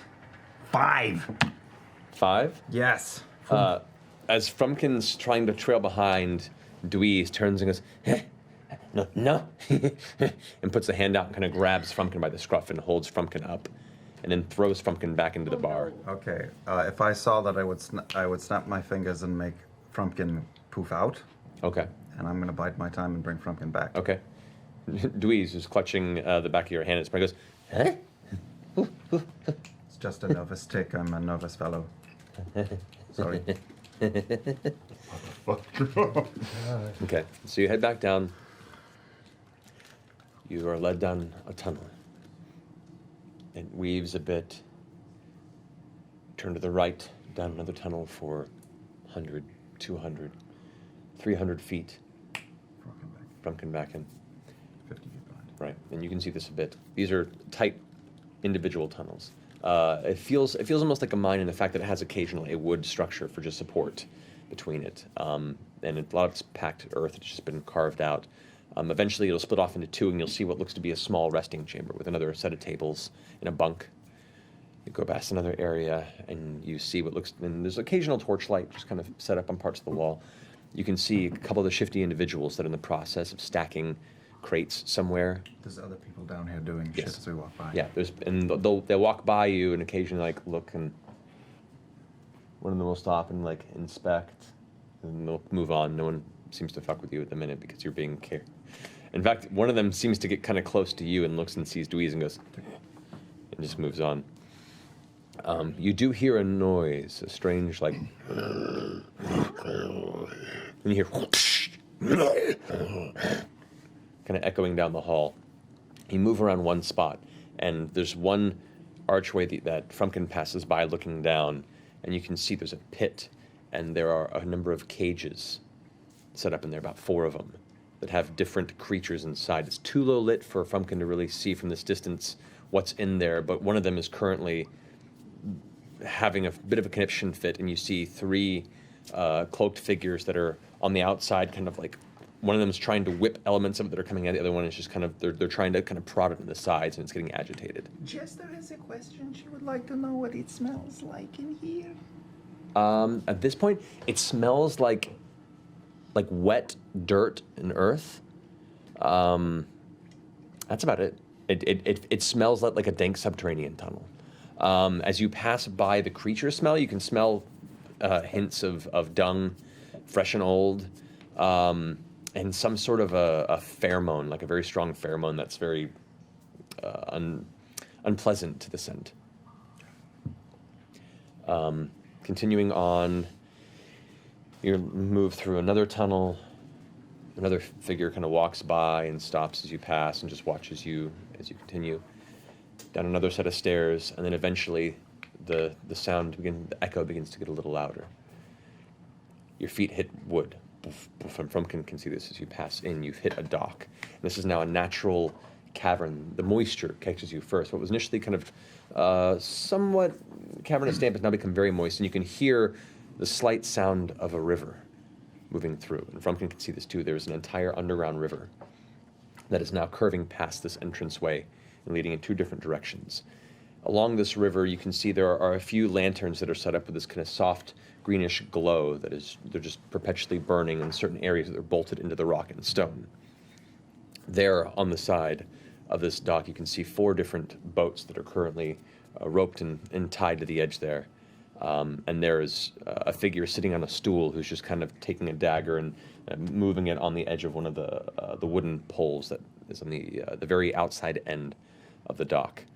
At this point, all of your blindfolds are removed, and you've come to the end of this part of the journey. Carlos, sorry about that, but you're very respectful. Thank you. She collects the blindfolds, and Dewey's still kind of clutching your hand and lets go and goes, Take that low. Carlos goes, all right, 2 of these ships yours to use. You're heading up that path there, about a mile or so. It's with the river, thankfully, so the stream will be carrying you through. Set of paddles to each of you. Whoever wants to helm that's up to you. Pay attention. From what I've been told, you'll see the change in the texture of the wall on the left-hand side traveling northward. Look for the small collapse on that end. Collapse in the wall. Correct. On the north side. Be spry. Sometimes some creatures do find their way living down here, so be ready to move past quickly or find a way to duck them if you can. We can take it from here. All right. Good luck. Thank you. You'd be able to find your way back, right? We'll be fine. I'm not good at joking. The guy at the edge of the dock sits up and Carl goes, the back 2 for these folks. Let them go. Gentleman's orders. Doesn't say anything, just sits up.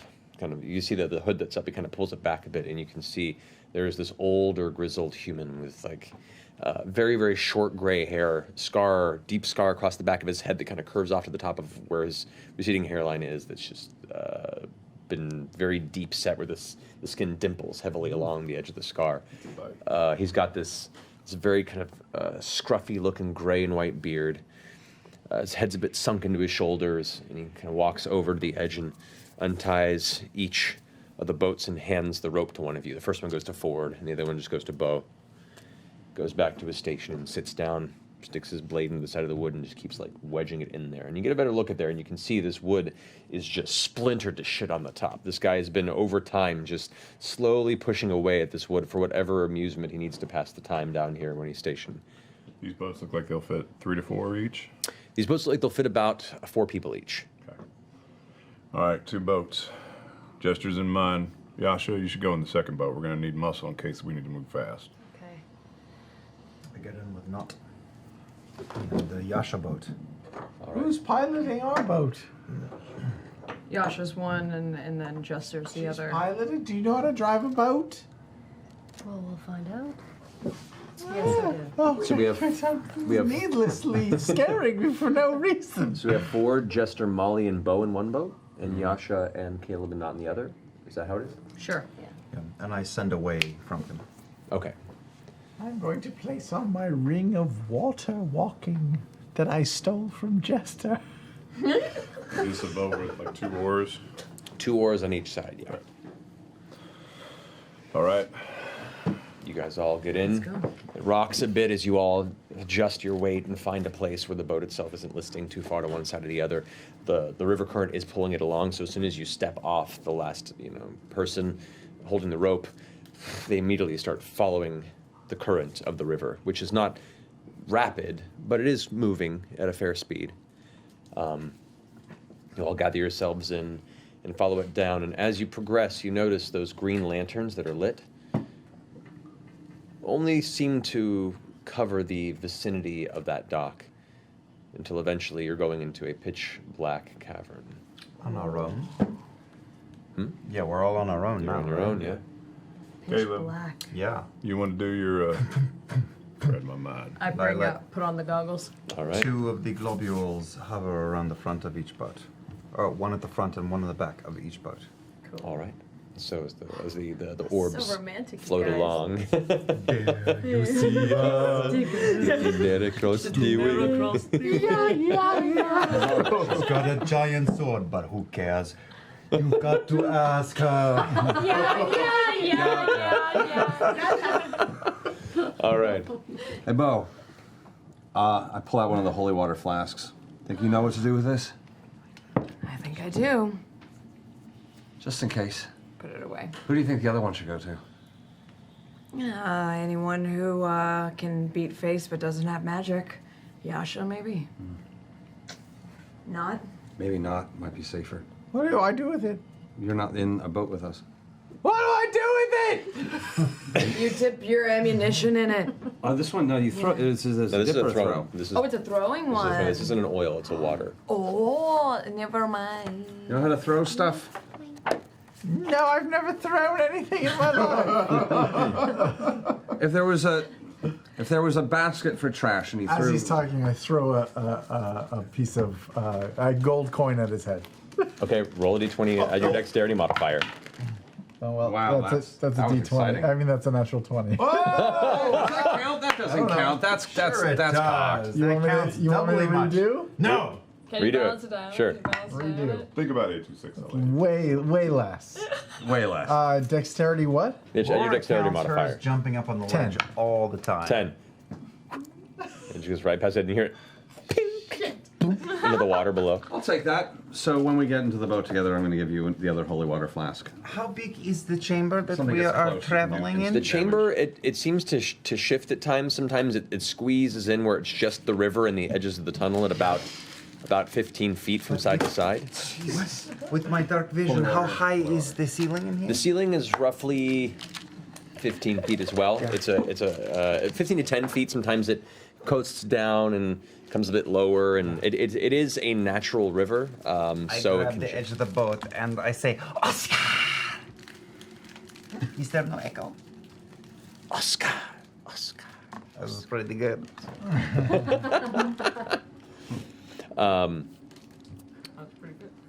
As you guys head deeper into the subterranean tunnels towards your destination, weapons at your side, prepared for whatever comes in the near future. No. We're gonna go ahead and end the Damn it! We don't have Laura here. We've had 2 episodes in a row that went like 4+ hours. My back's hurting a little. 4 more hours, mimosas. If they're marathoning right now, they'll Charlie be grateful the to hear dog. that. Come on. And you have a holy water now. Oh, it's like playing a video game for 30 minutes. It's so unsatisfying. Been over 3 hours. I know it's coming. I know stuff is coming. So yeah, before we get too deep into this, we'll go ahead and pick up next week when Laura can join us. Okay. Feel better, Laura. Please feel better. But yes, we'll pick up from there.